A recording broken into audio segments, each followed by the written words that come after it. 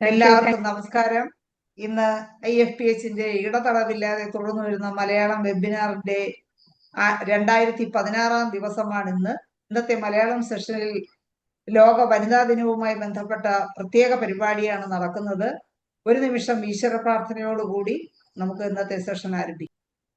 നന്ദി. ലോക വനിതാ ദിനം നമുക്കറിയാം. നിലനിൽപ്പിന് വേണ്ടി പോരാടുന്ന ഒട്ടനവധി സ്ത്രീകൾ, എല്ലാ സ്ത്രീകൾക്കും ലോക വനിതാ ദിന ആശംസകൾ നേർന്നുകൊണ്ടും എല്ലാ അഭിവാദ്യങ്ങളും അർപ്പിച്ചുകൊണ്ടും നമുക്ക് ഇന്നത്തെ സെഷൻ ആരംഭിക്കാം. ഇന്ന് നമ്മോടൊപ്പം നമുക്ക് ഉദ്ഘാടനം ചെയ്യുവാനായി കുമാരി ബിന്ദു ഡോക്ടർ എത്തുന്നുണ്ട്. അതുപോലെ ശ്രീ ഷാലു രാജൻ ക്ലാസ് എടുക്കുവാനായി എത്തുന്നുണ്ട്. എന്തായാലും നല്ലൊരു സെഷൻ ആയിരിക്കും ഇന്നത്തെ. അതുപോലെ തന്നെ വനിതാ ദിനം ഒട്ടനവധി പോരാട്ടത്തിന്റെ ഓർമ്മ ദിവസമായാണ് നമ്മൾ വീണ്ടും വീണ്ടും ആഘോഷിച്ചു കൊണ്ടിരിക്കുന്നത്. സ്ത്രീകളുടെ തുല്യതയ്ക്കും വോട്ടവകാശം, വേതന തുല്യത, അതുപോലെ ജോലിയുടെ ദൈർഘ്യം കുറയ്ക്കൽ, അങ്ങനെ ഒട്ടനവധി സ്ത്രീകൾ നേരിടുന്ന പ്രശ്നങ്ങൾക്ക് വേണ്ടി, അതുപോലെ തന്നെ സ്ത്രീകൾക്ക് നേരെ ഉണ്ടാകുന്ന അതിക്രമങ്ങൾ ഉൾപ്പെടെയുള്ള കാര്യങ്ങൾക്ക് വേണ്ടിയുള്ള ചെറുത്തുനിൽപ്പാണ് ഈ ദിനം വീണ്ടും വീണ്ടും നമ്മൾ ആഘോഷിക്കാൻ കാരണമായി മാറിയിട്ടുള്ളത്. ഇന്നത്തെ നമ്മുടെ ഈ സൂം പ്ലാറ്റ്ഫോമിൽ പ്രോഗ്രാമിലായി പങ്കെടുക്കുന്നവർക്ക് സ്വാഗതം ആശംസിക്കുന്നതിന് നമ്മുടെ മറിയാമ്മ ഡോക്ടറെ ക്ഷണിക്കുന്നു. എല്ലാവർക്കും നമസ്കാരം. IFPH കുടുംബത്തിലെ എല്ലാ വനിതാ സഹോദരങ്ങൾക്കും വനിതാ ദിന ആശംസകൾ അർപ്പിക്കുന്നു. International forum for promoting homoeopathy ഇടതടവില്ലാതെ നടത്തപ്പെടുന്ന 2016 പ്രതിദിന സൂം വെബിനാറിൽ ഇന്ന് നടത്തപ്പെടുന്ന അന്താരാഷ്ട്ര വനിതാ ദിനാഘോഷ പരിപാടിയുടെ ഉദ്ഘാടന കർമ്മം നിർവഹിക്കുന്നതിനായി നമ്മോടൊപ്പം എത്തിയിരിക്കുന്ന ഹോമിയോപ്പതി വകുപ്പിലെ സീതാലയം പദ്ധതിയിലൂടെ അനേകം വനിതകളുടെ ജീവിതത്തിൽ വെളിച്ചം പകർന്ന നെയ്യാറ്റിൻകര സർക്കാർ ഹോമിയോ ആശുപത്രി സൂപ്രണ്ട് ഡോക്ടർ കുമാരി എസ് ബിന്ദുവിനെ ആദരപൂർവ്വം ഈ ആഘോഷ പരിപാടിയിലേക്ക് സ്വാഗതം ചെയ്തുകൊള്ളുന്നു. ഓർക്കുക, ഉണരുക എന്ന വിഷയത്തിൽ പ്രഭാഷണം നടത്തുന്നതിന് നമ്മോടൊപ്പം എത്തിയിരിക്കുന്ന മോട്ടിവേഷൻ സ്പീക്കറായ IFPHന്റെ സ്വന്തം ശ്രീ ഷാലു-രാജനെ ഹൃദയപൂർവ്വം ഈ വനിതാ ദിനാഘോഷ പരിപാടിയിലേക്ക് സ്വാഗതം ചെയ്തുകൊള്ളുന്നു. ഈ ആഘോഷ പരിപാടിക്ക് നന്ദി പറയുന്നതിന് തിരുവനന്തപുരം അയലം സർക്കാർ ഹോമിയോ ഡിസ്പെൻസറിയിലെ മെഡിക്കൽ ഓഫീസർ ഡോക്ടർ ഹേമ ശേഖറിനെയും സ്നേഹപൂർവ്വം സ്വാഗതം ചെയ്തുകൊള്ളുന്നു. ഈ ആഘോഷ പരിപാടിയുടെ മോഡറേറ്റർ ഗവൺമെന്റ് ഹോമിയോപ്പതി വകുപ്പിലെ retired chief medical officer Shaila ഡോക്ടറെയും സന്തോഷപൂർവ്വം സ്വാഗതം ചെയ്തുകൊള്ളുന്നു. ഇന്നത്തെ ദേശീയ വനിതാ ദിന പരിപാടിയിൽ പങ്കെടുക്കുന്ന എല്ലാ ഡോക്ടർമാരെയും ഹോമിയോപ്പതി സ്നേഹികളെയും വിദ്യാർത്ഥികളെയും പേരുപേരായി സ്നേഹപൂർവ്വം ഈ പരിപാടിയിലേക്ക് സ്വാഗതം ചെയ്തുകൊണ്ട് നിർത്തുന്നു. നന്ദി. സന്തോഷം മറിയമ്മ ഡോക്ടറെ. അടുത്തത് നമുക്ക് ഇന്നത്തെ പ്രോഗ്രാമിന്റെ ഉദ്ഘാടന ചടങ്ങിലേക്ക് കടക്കാം. അതിനായി നമ്മുടെ സീതാലയത്തിന്റെ കൺവീനറും സ്റ്റേറ്റ് കോർഡിനേറ്റർ ആയിരുന്ന, ഇപ്പോൾ സർക്കാർ ഗവൺമെന്റ് ഹോമിയോ ഹോസ്പിറ്റലിലെ സൂപ്രണ്ടായി വർത്തിച്ചു വരുന്ന കുമാരി എസ് ബിന്ദുവിനെ ആദരപൂർവ്വം ക്ഷണിക്കും. Thank you Shaila doctor. ബാക്കി IFPHന്റെ എല്ലാ മെമ്പേഴ്സിനും വളരെയധികം നന്ദി. എന്നെ ഈ ഉദ്ഘാടന കർമ്മത്തിന് ക്ഷണിച്ചതിന് ആദ്യമായി നന്ദി പറയുന്നു. അപ്പോൾ ഇത് നമ്മൾ ആഘോഷിക്കുന്ന 115ാമത്തെ വനിതാ ദിനാഘോഷമാണ്. അതായത് 20th സെഞ്ചുറിക്ക് മുന്നേ തന്നെ ആരംഭഘട്ടത്തിലാണ് നമ്മുടെ വനിതാ ദിനം ആഘോഷിച്ചു തുടങ്ങിയത്. നേരത്തെ ശൈല ഡോക്ടർ പറഞ്ഞതുപോലെ ഫോർ ബെറ്റർ അവരുടെ പേയ്മെന്റ് അല്ലെങ്കിൽ വോട്ടിംഗ്, അങ്ങനത്തെ കുറെ അടിസ്ഥാന കാര്യങ്ങൾ സ്ത്രീകൾക്ക് നിഷേധിച്ച സമയത്ത് അവര് ഒരു മൂവ്മെന്റ് ആയിട്ട് തുടങ്ങിയ ഒരു മൂവ്മെന്റ് ആണ് ഈ നമ്മുടെ ഇപ്പൊ നമ്മൾ ആഘോഷിക്കുന്ന March 8 നമ്മൾ നടക്കുന്ന ഇന്റർനാഷണൽ വിമൻസ് ഡേ. ഇപ്പൊ ഇന്ത്യക്ക് 2 വിമൻസ് ഡേ ഉണ്ട്. ഒന്ന് ഇന്റർനാഷണൽ വിമൻസ് ഡേയും ഒന്ന് നാഷണൽ വിമൻസ് ഡേ.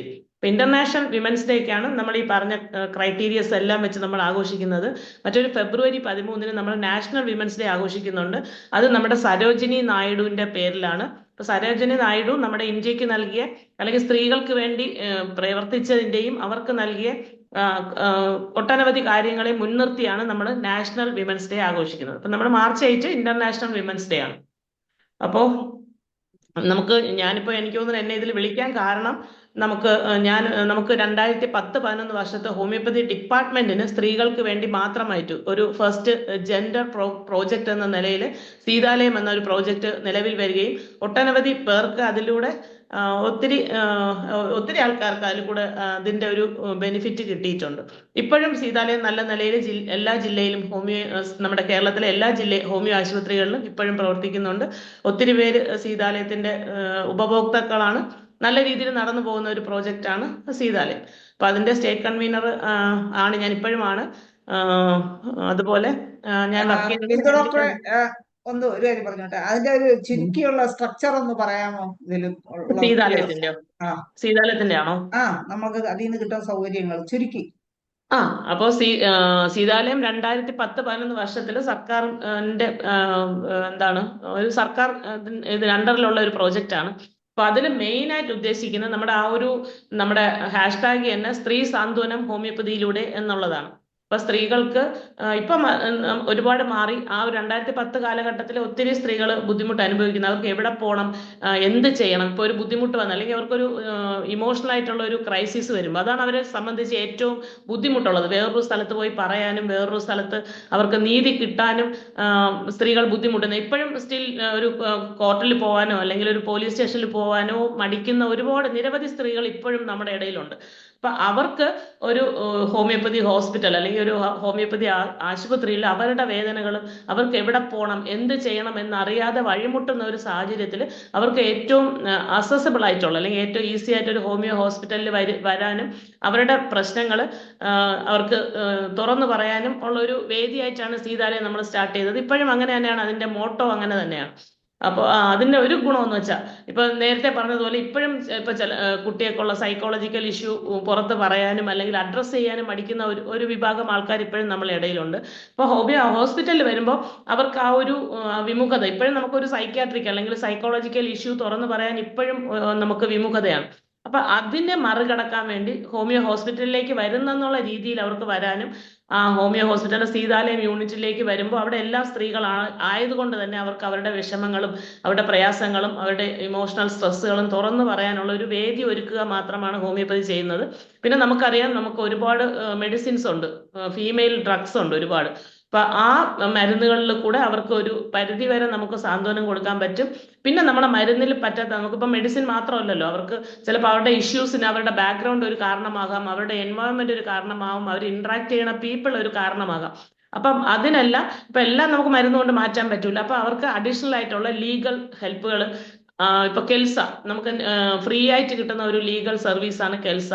അപ്പൊ കെൽസയിലൂടെ അറിഞ്ഞുകൂടാത്ത ഒത്തിരി പേരുണ്ട്. അപ്പൊ കെൽസയിലേക്ക് അവരെ ഡയറക്റ്റ് ചെയ്യാം. അല്ലെങ്കിൽ ഇപ്പൊ ഒരു പോലീസ് സ്റ്റേഷനിൽ അല്ലെങ്കിൽ നമുക്ക് പ്രൊട്ടക്ഷൻ ഓഫീസറുടെ അടുത്തോട്ട്, ഇതൊന്നും പല സ്ത്രീകൾക്കും ഇപ്പോഴും നിലവിലും അറിയില്ല.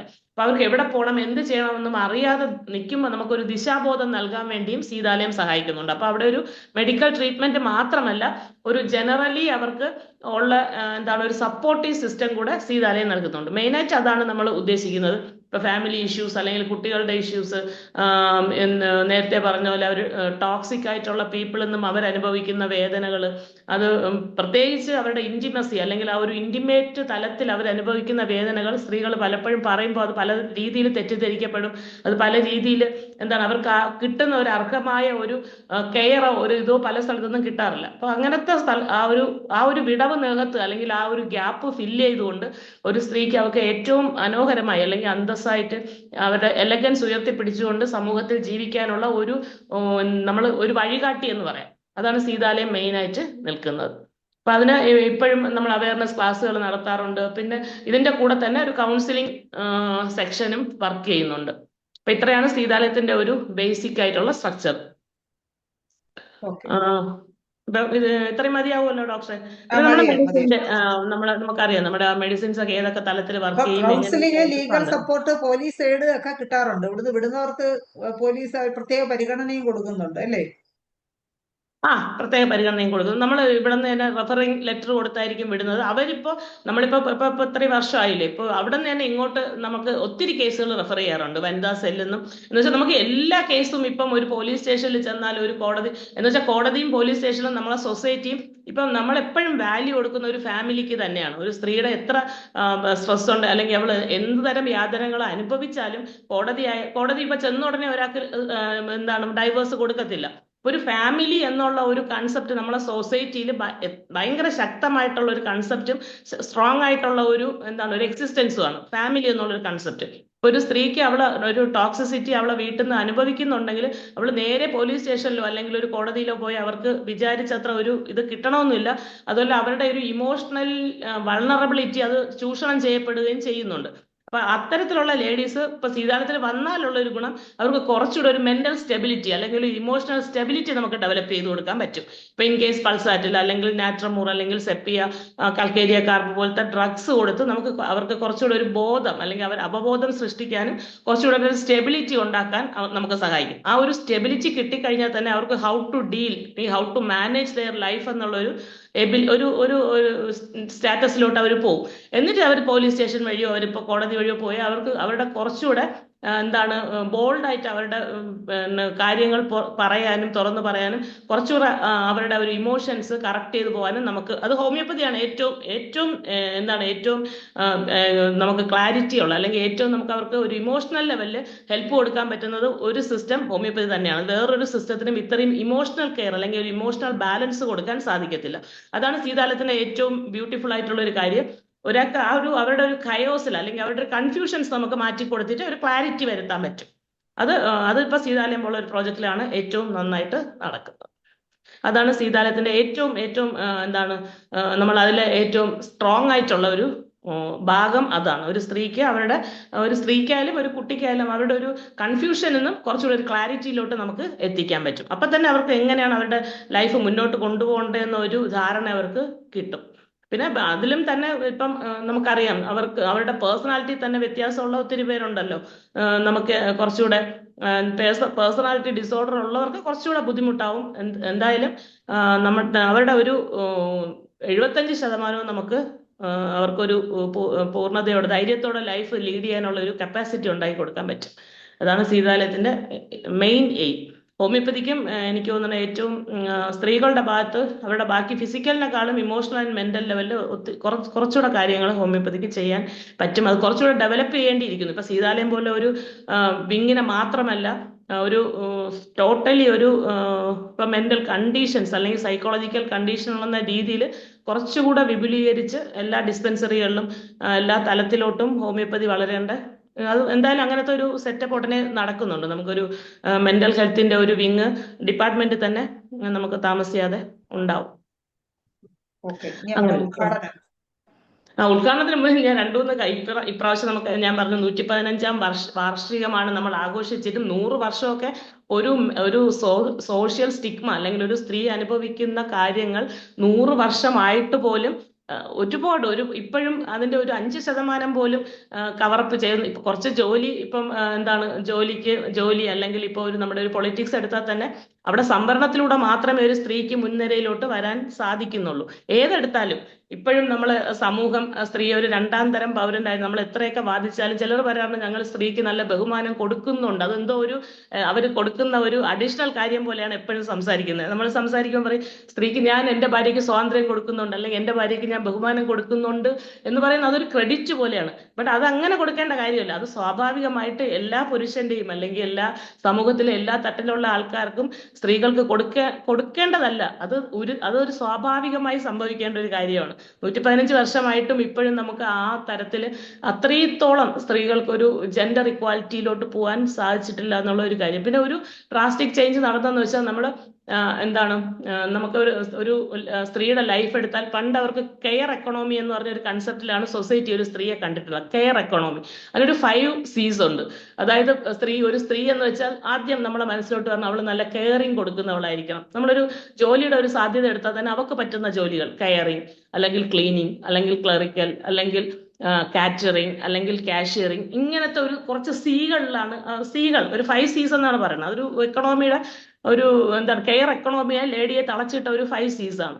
അപ്പൊ അവിടെ നിന്നും ഇത്രയും ഒരു വർഷം കഴിയുമ്പോൾ അല്ലെങ്കിൽ ഒരു 2000 ഒക്കെ ഈ ഒരു സെഞ്ചുറി നമ്മൾ 2000 കഴിഞ്ഞപ്പോഴത്തേന് വേറൊരു ഡ്രാസ്റ്റിക് ചേഞ്ചിലോട്ട് സ്ത്രീകളെ കൊണ്ടുപോയി. അതായത് നമ്മളിപ്പോ കരിയർ ഓറിയന്റഡ് ആണ്. അല്ലെങ്കിൽ ഇപ്പൊ തന്നെ നമ്മൾ എല്ലാ കുട്ടികളെയും പഠിപ്പിക്കുന്ന, പ്രത്യേകിച്ച് പെൺകുട്ടികളുടെ അടുത്ത് പറയുന്നത്, നിങ്ങൾക്ക് ഒരു ജോലി ഉണ്ടെങ്കിലേ നിങ്ങൾക്കൊരു നിലനിൽപ്പുള്ളൂ, നിങ്ങൾക്കൊരു ഒരു ഫിനാൻഷ്യൽ സെക്യൂരിറ്റി ഉണ്ടെങ്കിലേ നിങ്ങൾക്ക് നിലനിൽപ്പുള്ളൂ. കല്യാണം എന്നുള്ള ഒരു കൺസെപ്റ്റിൽ നിന്നും കുറച്ചുകൂടെ ആൾക്കാർ മാറി ചിന്തിക്കാൻ തുടങ്ങി. ഒരു ചെറിയ വിഭാഗമെങ്കിലും സ്ത്രീക്ക് കല്യാണത്തിനേക്കാളും ആവശ്യം അവർക്കൊരു ജോലിയാണ്, അല്ലെങ്കിൽ അവർക്കൊരു ഫിനാൻഷ്യൽ സെക്യൂരിറ്റി വേണമെന്നുള്ള തരത്തിലൂടെ മാറി ചിന്തിച്ചപ്പോൾ നമ്മൾ ഈ 5 C's ഒന്ന് ഷിഫ്റ്റ് ചെയ്തിട്ട് വീണ്ടും 5 C's തന്നെയാണ്. പക്ഷെ അതിൽ വരുന്നത് സ്ത്രീകൾ കുറച്ചുകൂടി കറേജിയസ് ആയിരിക്കണം, കുറച്ചുകൂടി ക്രിയേറ്റീവ് ആയിരിക്കണം, കുറച്ചുകൂടി ക്യൂരിയോസിറ്റി അവർക്ക് ഉണ്ടായിരിക്കണം, കോൺഫിഡൻസ് വേണം, അവരുടെ നല്ല കമ്മ്യൂണിക്കേഷൻ സ്കിൽസ് വേണം. അപ്പൊ ആ 5 C's കുറച്ചൊരു ഒരു ഷിഫ്റ്റ് ചെയ്തിട്ട് വേറൊരു തരത്തിലൊരു 5 C'സിലോട്ട് മോൾഡ് ചെയ്യപ്പെടുന്നുണ്ട്. അതൊരു നല്ല ചേഞ്ച് ആണ്. സ്ത്രീകളും അത് ഇപ്പോൾ കുറച്ചുകൂടെ കോൺഫിഡന്റ് ആയിട്ട്, കുറച്ചുകൂടെ ക്രിയേറ്റീവ് ആയിട്ടുള്ള ജോലികളിൽ ഏർപ്പെടുന്നുണ്ട്. കുറച്ചുകൂടി കമ്മ്യൂണിക്കേഷൻ അവർക്ക് പണ്ട് കാലം നമുക്കറിയാം, സ്ത്രീകൾ വീട്ടിനുള്ളിൽ അധികം കമ്മ്യൂണിക്കേഷൻ അവർക്ക് കൊടുക്കുന്നില്ല, സാധ്യതകളും കുറവായിരുന്നു. അതിൽ നിന്ന് അവർ നല്ല കമ്മ്യൂണിക്കേഷൻ സ്കില്ലിലോട്ട് വന്നു. അതൊരു ഡ്രാസ്റ്റിക് ചേഞ്ചുമാണ്, അതൊരു പോസിറ്റിവിറ്റിയുമാണ്, അതൊരു നല്ലൊരു കാര്യമാണ് സ്ത്രീകളെ സംബന്ധിച്ച്. അപ്പോൾ ആ തരത്തില് നമുക്കും ഇപ്പൊ ഹോമിയോപ്പതിയിലും കുറച്ചുകൂടെ ആ തരത്തില് ഹോമിയോപ്പതി എനിക്ക് തോന്നുന്നു എന്റെ ഹോസ്പിറ്റലിൽ തന്നെ 2 പുരുഷന്മാരാണുള്ളത്. 31 സ്റ്റാഫ് ഉള്ളതിൽ വെറും 2 പുരുഷന്മാരും ബാക്കി 29 പേരും സ്ത്രീകളാണ്. അപ്പൊ നമ്മളവിടെ ഒരു സ്ത്രീ മേധാവിത്വമുള്ള ഒരു ഹോസ്പിറ്റലാണ്.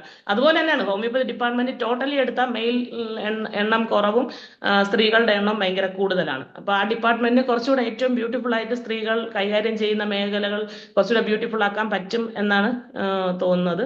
അപ്പോൾ ഈ ഒരു ചേഞ്ച് അല്ലെങ്കിൽ ഈ സ്ത്രീകൾക്ക് വരുന്ന മാറ്റങ്ങൾക്കൊപ്പം ഹോമിയോപ്പതിയും എപ്പോഴും നിൽക്കുന്നുണ്ട്. ശ്രീതാലയം എന്നുള്ളൊരു പ്ലാറ്റ്ഫോം ഉള്ളത് കൊണ്ട് തന്നെ നമുക്ക് പല സ്ഥലത്തും സ്ത്രീകളുടെ ഇഷ്യൂസ് അഡ്രസ്സ് ചെയ്യാനും കുറച്ചുകൂടെ അവരുടെ കാര്യങ്ങളിൽ ഇടപെടാനും സാധിക്കുന്നു എന്നുള്ളത് വലിയ കാര്യം. അപ്പോൾ ഈ ഒരു സംരംഭം അല്ലെങ്കിൽ IFPH കുറേ കാര്യങ്ങൾ ഇങ്ങനെ ജനറൽ ആയിട്ടുള്ള എല്ലാ കാര്യങ്ങളും അവർ അഡ്രസ്സ് ചെയ്യപ്പെടുന്നത് ഒരു വളരെ വലിയ കാര്യമാണ്. അപ്പം ഈ ഒരു പരിപാടി ഇത് IFPHന്റെ ഇതില് ഹോമിയോപ്പതിയുടെ ഒരു ഭാഗമായിട്ട് ഒരു സ്ത്രീയുടെ നമ്മുടെ സ്ത്രീ ശാക്തീകരണം, അല്ലെങ്കിൽ ഇപ്പോഴും നമ്മുടെ ഈ വർഷത്തെ മോട്ടോ എന്ന് വെച്ചാൽ ഗീവ് ടു ഗീവേഴ്സ് എന്നാണ്. അതായത് ഗീവ് ടു ഗെയിൻ എന്നാണ്. GG ആണ്, ഗീവ് ടു ഗെയിൻ ആണ് നമ്മളെ ഇപ്രാവശ്യത്തെ മോട്ടോ. അതായത് നിങ്ങൾ നേട്ടത്തിനായി നൽകുക എന്നാണ്. അവർക്കൊരു പ്ലാറ്റ്ഫോം നൽകുക, അല്ലെങ്കിൽ സ്ത്രീക്ക് ഒരു സ്പേസ് നൽകുക, എങ്കിൽ മാത്രമേ സ്ത്രീ ഏറ്റവും ഉയർന്ന രീതിയിലോട്ട് മുന്നോട്ട് വരുള്ളൂ. അപ്പൊ നേട്ടത്തിനായി ഹോമിയോപ്പതിക്കും എന്തെങ്കിലും നമുക്ക് ആ ഒരു പ്ലാറ്റ്ഫോം ഉണ്ട്, നമുക്ക് ഓൾറെഡി ഒരു പ്ലാറ്റ്ഫോം ഉണ്ട്, അതിൽ ഏറ്റവും നന്നായിട്ട് ഉയർന്നു വരട്ടെ എന്ന് ആഗ്രഹിച്ചുകൊണ്ടും ഈ സംരംഭം ഞാൻ ഏറ്റവും സന്തോഷത്തോടെയും ഏറ്റവും അഭിമാനത്തോടെയും ഉദ്ഘാടനം ചെയ്തതായിട്ട് അറിയിക്കുന്നു. Thank you. വളരെ സന്തോഷം ബിന്ദു ഡോക്ടറെ. ഇനി നമുക്ക് നമ്മുടെ ഇന്നത്തെ മുഖ്യ പ്രഭാഷണമാണ്. മുഖ്യ പ്രഭാഷണത്തിന് വേണ്ടി നമ്മുടെ ഹോമിയോപ്പതി സ്നേഹിയാണ്, മോട്ടിവേഷണൽ സ്പീക്കറാണ്. നമ്മുടെ IFPHൽ എപ്പോഴും ഒരു പ്രോഗ്രാമുകളുമായിട്ട് വരുന്ന ശ്രീ ഷാലു രാജനെ വളരെ സന്തോഷപൂർവ്വം ഇന്നത്തെ സെഷനിലേക്ക് ക്ഷണിക്കുകയാണ്. തുടങ്ങാം. ഡോക്ടർ ഷാലു രാജൻ ഒരു 15 മിനിറ്റ് മുമ്പ് നിർത്തിയാൽ നമുക്ക് ഒത്തിരി സ്ത്രീജനങ്ങളുണ്ട്, അവർക്ക് എന്താണ് പറയാനുള്ളത് ഒന്നുകൂടെ കേൾക്കാം. ഞാൻ പരമാവധി നോക്കാം. ഓക്കെ, നമുക്ക് ഇനി 40 മിനിറ്റ് കൂടെ ഉള്ളൂ, അതിനുമ്പ് നോക്കട്ടെ. ഓക്കെ, അപ്പോ ഗുഡ് ഈവനിങ് ഓൾ. ഇന്ന് വുമൻസ് ഡേ ആയിട്ട് നാം ആഘോഷിക്കുകയാണ്. പക്ഷേ ഇന്ന് ഞാൻ ഇതിനെ ഒരു സെലിബ്രേഷൻ ആയിട്ട് കാണുന്നതിനേക്കാൾ ഉപരി ഇതൊരു ഓർമ്മപ്പെടുത്തൽ കൂടിയാണ്. അതായത് ഓർക്കുക, ഉണരുക എന്ന ഒരു സബ്ജക്റ്റിനെ കേന്ദ്രീകരിച്ച് പറയുമ്പോൾ, ഇപ്പോ നിങ്ങളുടെ വ്യക്തി ജീവിതത്തിൽ അല്ലെങ്കിൽ കുടുംബ ജീവിതത്തിൽ ഒരു അമ്മയോ അല്ലെങ്കിൽ മകളോ ഭാര്യയായിട്ടൊക്കെ ജീവിച്ചുകൊണ്ടിരിക്കുന്ന ഒരു ആളായിരിക്കാം. പക്ഷേ ഇന്ന് ഈ സെഷൻ നിങ്ങൾ അറ്റൻഡ് ചെയ്യുമ്പോൾ ഞാൻ നിങ്ങളോട് പറയുകയാണ്, നിങ്ങൾ ഒരു സ്ത്രീയായി ജനിച്ച് സ്ത്രീയായി ജീവിച്ചുകൊണ്ടിരിക്കുന്ന ആളാണ്. അപ്പൊ ഇന്നത്തെ സെഷനിൽ നിങ്ങളെ മോട്ടിവേറ്റ് ചെയ്യുവാനോ അല്ലെങ്കിൽ സ്ട്രോങ് ആക്കുവാനോ ഒന്നും ഞാൻ ആഗ്രഹിക്കുന്നില്ല. ഓൾറെഡി നിങ്ങൾ സ്ട്രോങ് ആണെന്ന് നിങ്ങളെ ഓർമ്മപ്പെടുത്തുവാനാണ് ഞാൻ ആഗ്രഹിക്കുന്നത്. ആദ്യം തന്നെ അമേരിക്കൻ പോയറ്റായിട്ടുള്ള മായ അനഗേലുവിന്റെ ഒരു കോട്ട് ഞാൻ ഇവിടെ ഉദ്ധരിക്കുകയാണ്. ഒരു സ്ത്രീ പോലും സ്വാതന്ത്ര്യമില്ലാതെ ഈ ലോകത്ത് ജീവിക്കുന്നുണ്ടെങ്കിൽ നാം ആരും സ്വതന്ത്രരല്ല. I am not free while any woman is unfree.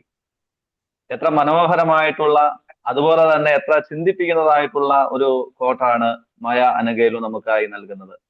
ഒരു സ്ത്രീയെങ്കിലും ഈ ലോകത്ത് സ്വാതന്ത്ര്യമില്ലാതെ ജീവിക്കുന്നുണ്ടെങ്കിൽ നമ്മൾ ആരും തന്നെ സ്വതന്ത്രരല്ല.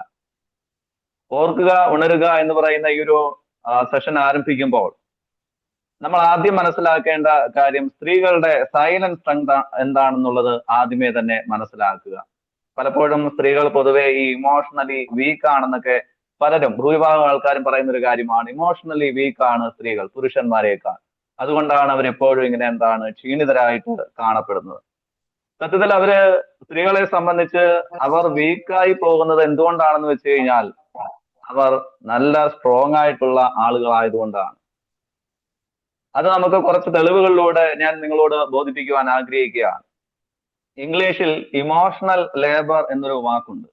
ആർക്കെങ്കിലും ഇമോഷണൽ ലേബർ എന്ന് പറയുന്ന ഈ വാക്കിന്റെ അർത്ഥം അറിയാമെങ്കിൽ ചാറ്റ് ബോക്സിൽ ഒന്ന് കുറിച്ച് കഴിഞ്ഞാൽ നന്നായിരിക്കും. ഇമോഷണൽ ലേബർ, അതായത് ഇമോഷൻസിനെ മാനേജ് ചെയ്യുവാനുള്ള കഴിവുള്ള വ്യക്തി. അങ്ങനെയുള്ളവരെയാണ് ഇമോഷണൽ ലേബർ എന്ന് പറയുന്നത്. ഇപ്പം പുരുഷന്മാരും അതിനകത്ത് വരും, സ്ത്രീകളും വരും. പക്ഷേ ഇന്ന് ഈ ഒരു വുമൻസ് ഡേയിൽ എനിക്ക് ഇത് കുറച്ചുകൂടി വ്യക്തമായി പറഞ്ഞു കഴിഞ്ഞാൽ, നമുക്ക് ചുറ്റും നിൽക്കുന്നവരുടെ ഇമോഷൻസിനെ നല്ല രീതിയിൽ മാനേജ് ചെയ്യാൻ കഴിവുള്ള വ്യക്തികൾ ആരാന്ന് ചോദിച്ചു കഴിഞ്ഞാൽ അത് സ്ത്രീകൾ തന്നെയാണ്.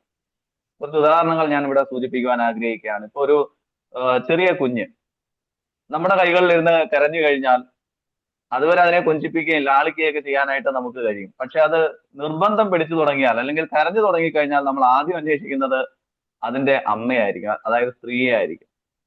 ഒരിക്കലും അത് അച്ഛനെ ആയിരിക്കില്ല. അച്ഛനെ ഏൽപ്പിച്ചു കഴിഞ്ഞാൽ അച്ഛനെ ആദ്യം കൊണ്ടുപോയി ഏൽപ്പിക്കുന്ന ആരെയായിരിക്കും? അമ്മയെ തന്നെയായിരിക്കും. കാരണം ആ ഇമോഷൻസിനെ, ആ കുട്ടിയുടെ ഇമോഷൻസിനെ മാനേജ് ചെയ്യുവാനുള്ള കഴിവ് ആർക്കാണെന്ന് ചോദിച്ചു കഴിഞ്ഞാൽ അത് ആ സ്ത്രീക്ക് തന്നെയാണ്, അല്ലെങ്കിൽ അമ്മയ്ക്ക് തന്നെയായിരിക്കും. അതുപോലെ തന്നെ ഇനിയിപ്പോ ഹസ്ബൻഡിന്റെ മൂഡൊന്ന് മാറിക്കഴിഞ്ഞാൽ അല്ലെ, ആ ഇമോഷൻസിനെ മാനേജ് ചെയ്യാൻ ഈ സ്ത്രീക്ക് നല്ല രീതിയിൽ കഴിയുന്നതാണ്. ഒരുപക്ഷെ പുരുഷന് അത്രത്തോളം അത് സാധ്യമാകണമെന്നില്ല. സ്ത്രീകളുടെ ഇമോഷൻസിനെ അങ്ങോട്ട് മാനേജ് ചെയ്യാനോ അല്ലെങ്കിൽ അത് ക്യാച്ച് ചെയ്യുവാനോ ഒരുപക്ഷെ പുരുഷന് കഴിയണമെന്നില്ല. സ്ത്രീകൾക്കാണ് ആ കഴിവ് കൂടുതൽ. ഇനിയിപ്പോ ഈ 2 ദിവസം കൊണ്ട് ഞാനിപ്പോ ഇവിടെ എന്ത് സംസാരിക്കണമെന്നൊക്കെ ഇങ്ങനെ നോക്കി ഇങ്ങനെ ആലോചിച്ചൊക്കെ എഴുതുന്ന സമയത്ത് ഇപ്പൊ ഇവിടെ നിന്ന് കിച്ചണിൽ നിന്ന് ഇങ്ങനെ ഒരു എത്തിനോട്ടമുണ്ട്, എന്താണ് പുള്ളി എന്ന് ആലോചിക്കുന്നത്. അങ്ങനെ എന്ത് കാര്യങ്ങളാണെങ്കിലും നമ്മുടെ മൂഡൊന്ന് സ്വിങ് ആയി കഴിഞ്ഞാൽ തന്നെ അവർ വന്ന് നമ്മളെ നമ്മുടെ ആ ഇമോഷൻസിനെ മാനേജ് ചെയ്യുവാൻ, അല്ലെങ്കിൽ ഇമോഷൻസ് എന്തുകൊണ്ട് അത് മൂഡ് സ്വിങ്സ് ഉണ്ടായിട്ടുണ്ട് എന്നുള്ളത് അറിയുവാനും അത് മാനേജ് ചെയ്യുവാനും അവർക്കുള്ള കഴിവെന്ന് പറയുന്നത് അപാരമാണ്. ഇനിയിപ്പോൾ വീട്ടിൽ എന്തെങ്കിലും ഒരു ടെൻഷൻ ഉണ്ടായി കഴിഞ്ഞാൽ, എസ്പെഷ്യലി പറയുകയാണെങ്കിൽ വീട്ടിൽ അച്ഛനും മക്കൾക്കും ഇടയിലുള്ള ഒരു മീഡിയേറ്റർ, അതായത് മക്കൾക്ക് അച്ഛനോട് എന്തെങ്കിലും സംസാരിക്കണമെങ്കിൽ അവിടെ മീഡിയേറ്റർ ആയിട്ട് മാറുന്നത് അമ്മയാണ്, അല്ലെങ്കിൽ സ്ത്രീയാണ്. അല്ലെങ്കിൽ ആ കുടുംബത്തിലെ ആ ടെൻഷൻസിനെ മാനേജ് ചെയ്യാൻ അമ്മ പരമാവധി ശ്രമിക്കും. ഇനിയിപ്പം കുട്ടികൾക്ക് എന്തെങ്കിലും കാര്യങ്ങൾ വാങ്ങിക്കണമെങ്കിൽ, അതല്ല എങ്കിൽ ഇനി എന്തെങ്കിലും ഒരു ടൂറിന് പോകണമെങ്കിൽ, അതല്ല ഇനി സ്കൂളിൽ നിന്ന് ഒരു പ്രോഗ്രസ് റിപ്പോർട്ട് കിട്ടി അതൊന്ന് സൈൻ ചെയ്ത് കിട്ടണമെങ്കിൽ, ആ അച്ഛനിലേക്കുള്ള ഒരു കമ്മ്യൂണിക്കേഷൻ അമ്മയിലൂടെയാണ് കുട്ടികൾ എന്ത് ചെയ്യുന്നത്, സാധ്യമാക്കുവാനായിട്ട് ശ്രമിക്കുന്നത്.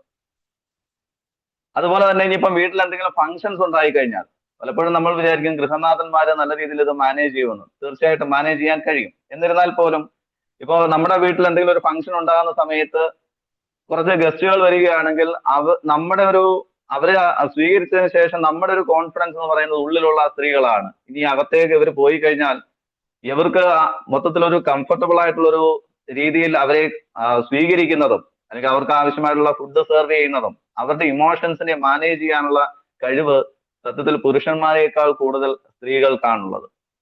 അങ്ങനെ സ്ത്രീകളുടെ ഈ ഇമോഷൻസ് അല്ലെങ്കിൽ അവരുടെ ആ ഒരു മെന്റൽ സ്ട്രെങ്ത് എന്ന് പറയുന്നത് പലപ്പോഴും ഇൻവിസിബിൾ ആയിട്ട് കാണപ്പെടുന്ന ഒരു കാര്യമാണ്. ഈ ഒരു മാസം മുൻപ് ഞാൻ എൻ്റെ സുഹൃത്തിനെ ഒന്ന് വിളിക്കുകയുണ്ടായി. കാരണം അദ്ദേഹത്തിന്റെ അമ്മ ഈ ലോകം വിട്ടുപോയി.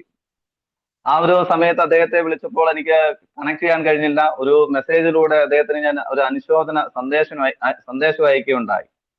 അതിനുശേഷം ഒരാഴ്ച കഴിഞ്ഞിട്ടാണ് ഞാൻ അദ്ദേഹത്തെ ഫോണിൽ കൂടി കോണ്ടാക്ട് ചെയ്യുന്നത്. കോണ്ടാക്ട് ചെയ്ത സമയത്ത് അദ്ദേഹം എന്നോട് പറഞ്ഞൊരു കാര്യം, എല്ലാ ദിവസവും എൻ്റെ അമ്മ രാവിലെ എന്നെ വിളിച്ചെഴുന്നേൽപ്പിക്കുകയും എനിക്ക് ആവശ്യമായിട്ടുള്ള എല്ലാ കാര്യങ്ങളും എൻ്റെ അമ്മ എനിക്ക് വേണ്ടി ഒരുക്കി നൽകുമായിരുന്നു. ഇനി ഞാൻ ജോലിക്ക് പോകുന്ന സമയത്തും ഇടയ്ക്കൊക്കെ എന്നെ വിളിച്ച് ഞാൻ കംഫർട്ടബിൾ ആണോ, എൻ്റെ സുഖവിവരങ്ങൾ അമ്മ അന്വേഷിക്കുമായിരുന്നു. ഇനി വൈകിട്ട് ഞാനും പിതാവും ഞങ്ങളുടെ കുടുംബത്തിലേക്ക് വരുന്ന സമയത്ത് എൻ്റെ അമ്മ ഉമ്മറത്ത് ഒരു വിളക്ക് കത്തിച്ചതിന് ശേഷം ഞങ്ങളെയും കാത്ത് ആ മുറ്റത്ത് നിൽക്കും. അതല്ല എങ്കിൽ ആ ഗേറ്റിന് വെളിയിൽ വന്ന് എപ്പോഴും റോഡിലേക്ക് നോക്കിക്കൊണ്ടേയിരിക്കും, എന്നെയും എൻ്റെ അച്ഛനെയും കാത്ത്. ഒരാഴ്ച മുൻപ് എൻ്റെ അമ്മ ഈ ലോകം വിട്ടുപോയി. ഇപ്പോഴാണ് എൻ്റെ അമ്മയാണ് ഈ ലോകത്തിൽ എൻ്റെ ഏറ്റവും വലിയ സ്ട്രെങ്ത് എന്ന് പറയുന്നത് എന്ന് ഞാൻ മനസ്സിലാക്കുന്നു. ഞാനും എൻ്റെ പിതാവും മനസ്സിലാക്കുന്നു. ഇപ്പോൾ ഞങ്ങൾ സ്വയമേ തന്നെ എല്ലാ കാര്യങ്ങളും ചെയ്യേണ്ടി വരുന്നു.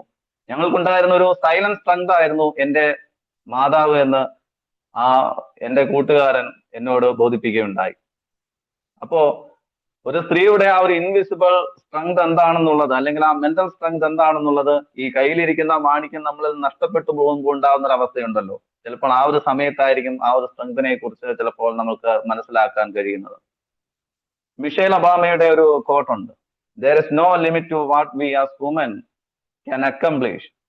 സ്ത്രീകളായിട്ടുള്ള നമുക്ക് കൈവരിക്കാനാവുന്ന ഉയരങ്ങൾക്ക് ഒരു പരിധിയുമില്ല. സ്ത്രീയുടെ ശക്തി അവർ തിരിച്ചറിയുന്ന നിമിഷം ലോകം അവൾക്കായി വഴിയൊരുക്കും.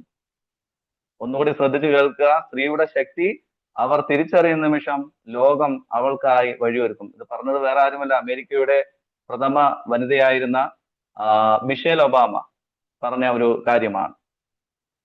നമ്മൾ ഓരോരുത്തരും, നിങ്ങൾ സ്ത്രീകളായിട്ടുള്ള ഓരോരുത്തരും സ്വയം ചോദിക്കേണ്ട ഒരു ചോദ്യമുണ്ട്. ഈ ഭൂമിയിൽ എൻ്റെ റോൾ എന്താണ്? ഭാര്യയായി നിൽക്കുക, മകളായി നിൽക്കുക, അമ്മയായി നിൽക്കുക, അങ്ങനെയുള്ള ജോലികളും മറ്റു കാര്യങ്ങളും ഒക്കെ ചെയ്യുക. ഇപ്പൊ അതിനു മുൻപ് ഉദ്ഘാടനം ചെയ്ത ബിന്ദു മാം പറഞ്ഞതുപോലെ തന്നെ ഇന്ന കാര്യങ്ങൾ ചെയ്യാൻ വേണ്ടിയിട്ട് ഫിക്സ് ചെയ്തിട്ടുള്ള ഒരു ഉപകരണമായി, ഒരു എക്വിപ്മെന്റ് ആയി മാറുക എന്നുള്ളതല്ല. അതിനേക്കാൾ ഉപരി ഈ ഭൂമിയിൽ എൻ്റെ റോൾ എന്താണ്? കയ്യിലൊരു ബുക്കും പേനയും ഉണ്ടെങ്കിൽ തൽക്കാലത്തേക്ക് ഒന്ന് എഴുതി വെക്കുക. ഇപ്പം അതിനുള്ള ഉത്തരം കിട്ടുന്നില്ല എങ്കിൽ ആലോചിച്ച് ഒന്ന് എഴുതി നോക്കുക. ഈ ഭൂമിയിൽ എൻ്റെ റോൾ എന്താണ്? Mental conditioning of woman. അതായത് ഈ കുട്ടിക്കാലത്ത് തന്നെ നമുക്ക് എല്ലാവർക്കും ഒരു മെന്റൽ കണ്ടീഷനിങ് ഉണ്ടാകുന്നുണ്ട്. അതായത് ചുറ്റുപാടുകളിൽ നിന്ന് കിട്ടുന്ന ഇൻഫോർമേഷൻസിലൂടെ പലതരത്തിലുള്ള ഇൻഫോർമേഷൻസ് ചുറ്റുപാടുകളിൽ നിന്നും സ്ത്രീകളിലേക്ക് വന്നു ചേരുന്നുണ്ട്. അതൊരു ബിലീഫ് സിസ്റ്റമായി അവരുടെ ഉള്ളിൽ രൂപപ്പെടുന്നു. അതൊരു മെന്റൽ കണ്ടീഷനിങ് ആയി മാറുന്നു. അതായത് നല്ല പെൺകുട്ടിയാകണമെങ്കിൽ എന്താവണം? ആർക്കെങ്കിലും ഒന്ന് പറയാമോ? നല്ല പെൺകുട്ടിയാകണമെങ്കിൽ നിങ്ങളോട് ആരെങ്കിലും ഒക്കെ എന്തെങ്കിലും പറഞ്ഞു തന്നിട്ടുണ്ടായിരിക്കുമല്ലോ. നല്ല പെൺകുട്ടിയാകണമെങ്കിൽ അഡ്ജസ്റ്റ് ചെയ്യാം. ഏതാ? അടക്കവും ഒതുക്കവും വേണം. അതെ, നല്ല പെൺകുട്ടിയാകണമെങ്കിൽ അഡ്ജസ്റ്റ് ചെയ്യണം, അടക്കവും ഒതുക്കവും ഉണ്ടാകണം. മുതിർന്നവർ എന്ത് പറയുന്നു അതനുസരിച്ച് തന്നെ മുന്നോട്ട് പോകണം, തിരിച്ചൊന്നും പറയാൻ പാടില്ല. അതുപോലെ തന്നെ എന്താണ്, തന്നേക്കാൾ പ്രയോറിറ്റി മറ്റുള്ളവർക്ക് കൊടുക്കണം. അതായത് എല്ലാവരും കഴിച്ചു കഴിഞ്ഞതിന് ശേഷം എന്തെങ്കിലും ബാക്കി ഉണ്ടെങ്കിൽ കഴിച്ചോണം. കുടിച്ചു കഴിഞ്ഞതിന് ശേഷം എന്തെങ്കിലും ബാക്കി ഉണ്ടെങ്കിൽ, മിച്ചം ഉണ്ടെങ്കിൽ അത് കുടിച്ചോണം. എല്ലാവരും ചെയ്ത് കഴിഞ്ഞതിന് ശേഷം എന്തെങ്കിലും ചെയ്യാനുണ്ടെങ്കിൽ ചെയ്തോണം എന്ന് പറഞ്ഞു കഴിഞ്ഞാൽ ഇതെല്ലാം അങ്ങ് തെറ്റാണെന്നൊന്നും ഞാൻ അങ്ങ് പറയുന്നൊന്നുമില്ല. കുറെ കാര്യങ്ങൾ നമുക്ക് അംഗീകരിക്കേണ്ടതായിട്ടുണ്ട്. അഡ്ജസ്റ്റ് ചെയ്യേണ്ടടുത്ത് ആണായാലും പെണ്ണായാലും, അല്ലെ, സ്ത്രീ ആയാലും പുരുഷനായാലും അഡ്ജസ്റ്റ് ചെയ്യേണ്ടടുത്ത് അഡ്ജസ്റ്റ് ചെയ്യണം. മുതിർന്നവർ പറയുന്ന നല്ല കാര്യങ്ങൾ എന്താണെന്ന് വെച്ച് കഴിഞ്ഞാൽ അത് നമ്മുടെ യുക്തിയാണ്, അല്ലെ? അവർ പറയുന്നതിൽ കാര്യമുണ്ടോ? ഇന്ന ആളുടെ കൂടെ കൂട്ടുകൂടരുത് എന്ന് പറയുമ്പോൾ ഞാൻ കൂട്ടുകൂടും, അതെന്റെ ഇഷ്ടമാണ് എന്ന് പറയുന്നതിൽ കാര്യമില്ല. ഇപ്പം ഡ്രഗ്സോ എന്തെങ്കിലും യൂസ് ചെയ്യുന്ന ഒരു കൂട്ടുകാരനെ അല്ലെങ്കിൽ ഒരു കൂട്ടുകാരിയെ അവനുമായിട്ട് കൂട്ടുകൂടരുതെന്ന് പറഞ്ഞു കഴിഞ്ഞാൽ പിന്നെ നമ്മുടെ യുക്തി ഭരിക്കണം, അവർ പറയുന്നതിൽ കാര്യമുണ്ടോ? അപ്പൊ അങ്ങനെ വരുമ്പോൾ അത് ശരിയാണ്, അല്ലെ? ഇനിയിപ്പോ എന്താണ്, മറ്റുള്ളവർക്ക് തന്നേക്കാൾ കൂടുതൽ പ്രയോറിറ്റി കൊടുക്കണം. അങ്ങനെ ഏതെങ്കിലും ഒരു സാഹചര്യം വരുവാണെങ്കിൽ യുക്തിപരമായി ചിന്തിക്കുമ്പോൾ അങ്ങനെ ഒരു സാഹചര്യമാണ്, അങ്ങനെയാണെങ്കിൽ നമുക്ക് എന്ത് ചെയ്യാൻ കഴിയും? ഒരു പ്രയോറിറ്റി കൊടുക്കുവാൻ കഴിയും, അല്ലെ? ഇതൊന്നും ഒരിക്കലും പൂർണ്ണമായിട്ടും തെറ്റായ കാര്യമൊന്നുമല്ല. ഈ ഒരു അടുത്ത സമയത്ത് ഒരു ലേഡി എന്നോട് സംസാരിക്കുക, എൻ്റെ ഒരു ക്ലാസ്സിൽ ജോയിൻ ചെയ്തു. അവർ എന്നോട് പറഞ്ഞൊരു കാര്യമുണ്ട്. അതായത് അവര് കുട്ടിക്കാലത്ത് നല്ല രീതിയിൽ പഠിക്കുകയും കലാപരമായിട്ടുള്ള കാര്യങ്ങളിലൊക്കെ മിടുക്കിയായിട്ടുള്ള ഒരു വ്യക്തിയായിരുന്നു. അപ്പൊ ഒരു വീട്ടിലൊരു പട്ടാളച്ചിട്ടയിൽ വളർന്ന ഒരു സ്ത്രീയാണവർ. അതായത് അച്ഛൻ പട്ടാളത്തിലാണ്, അമ്മയെ പട്ടാളത്തിൽ എടുത്തില്ലെന്നേ ഉള്ളൂ, അതിനേക്കാളും പട്ടാളച്ചിട്ടയാണ് വീട്ടിൽ. ആ രീതിയിൽ ആ കുട്ടിയെ ആ സ്ത്രീയെ നല്ല രീതിയിൽ വീട്ടിൽ എന്താണ് ആ ഒരു ശിക്ഷണത്തിൽ ഇങ്ങനെ വളർത്തിക്കൊണ്ടിരിക്കുകയാണ്. അപ്പം സാറേ, ഞാൻ എപ്പോഴും പ്രാർത്ഥിക്കുമായിരുന്നു എനിക്ക് പനി വരണമേ എന്ന്. അപ്പൊ ഞാൻ ചോദിച്ചു, അതെന്തിനാ അങ്ങനെ പനി വരണമേ എന്ന് പ്രാർത്ഥിക്കുന്നത്? പനി വരുമ്പോഴാണ് എൻ്റെ അമ്മ എന്നെ കുറച്ചെങ്കിലും സ്നേഹിക്കാറുള്ളത്, അല്ലാത്ത സമയത്തല്ല എന്നെ വാരി കോരി എടുത്തിട്ട് അടിക്കും. അപ്പൊ അത് കഴിഞ്ഞതിന് ശേഷം അവരുടെ കഥ ഇങ്ങനെ പറഞ്ഞു വന്നപ്പോൾ ഒരു 18 വയസ്സായപ്പോ ഞാൻ എൻ്റെ സുഹൃത്തുക്കളും എൻ്റെ കസിൻസും എല്ലാം കൂടെ ഞങ്ങളുടെ വീടിന്റെ പിന്നാമ്പുറത്ത് ഇങ്ങനെ കളിച്ചുകൊണ്ടിരിക്കുന്ന സമയത്ത് അമ്മ ഇങ്ങനെ അടുക്കളപ്പുറത്ത് നിന്ന് വിളിച്ചു പറഞ്ഞു, ഇടി ഓടി വാ, പേരൊന്നും ഞാൻ പറയുന്നില്ല, ഇടി ഇങ്ങോട്ട് ഓടി വാ. എന്നിട്ട് കുളിക്കാൻ പറയുന്നു, ഒരുങ്ങാൻ പറയുന്നു. കുറച്ച് കഴിഞ്ഞപ്പോൾ ഒരു ജീപ്പ് നിറച്ച ആളുകൾ വരുന്നു. ആളുകൾ വന്ന സമയത്ത് പറയുന്നത് താണ്ട് എല്ലിരിക്കുന്ന ചെറുക്കനാണ്, ഒരു മധ്യവയസ്കൻ, ഒരു 35+ ഒരു ആളിനെ കാണിച്ചു പറയുകയാണ്, ആ ആള് നിന്നെ കല്യാണം കഴിക്കാൻ വന്നതാണ്.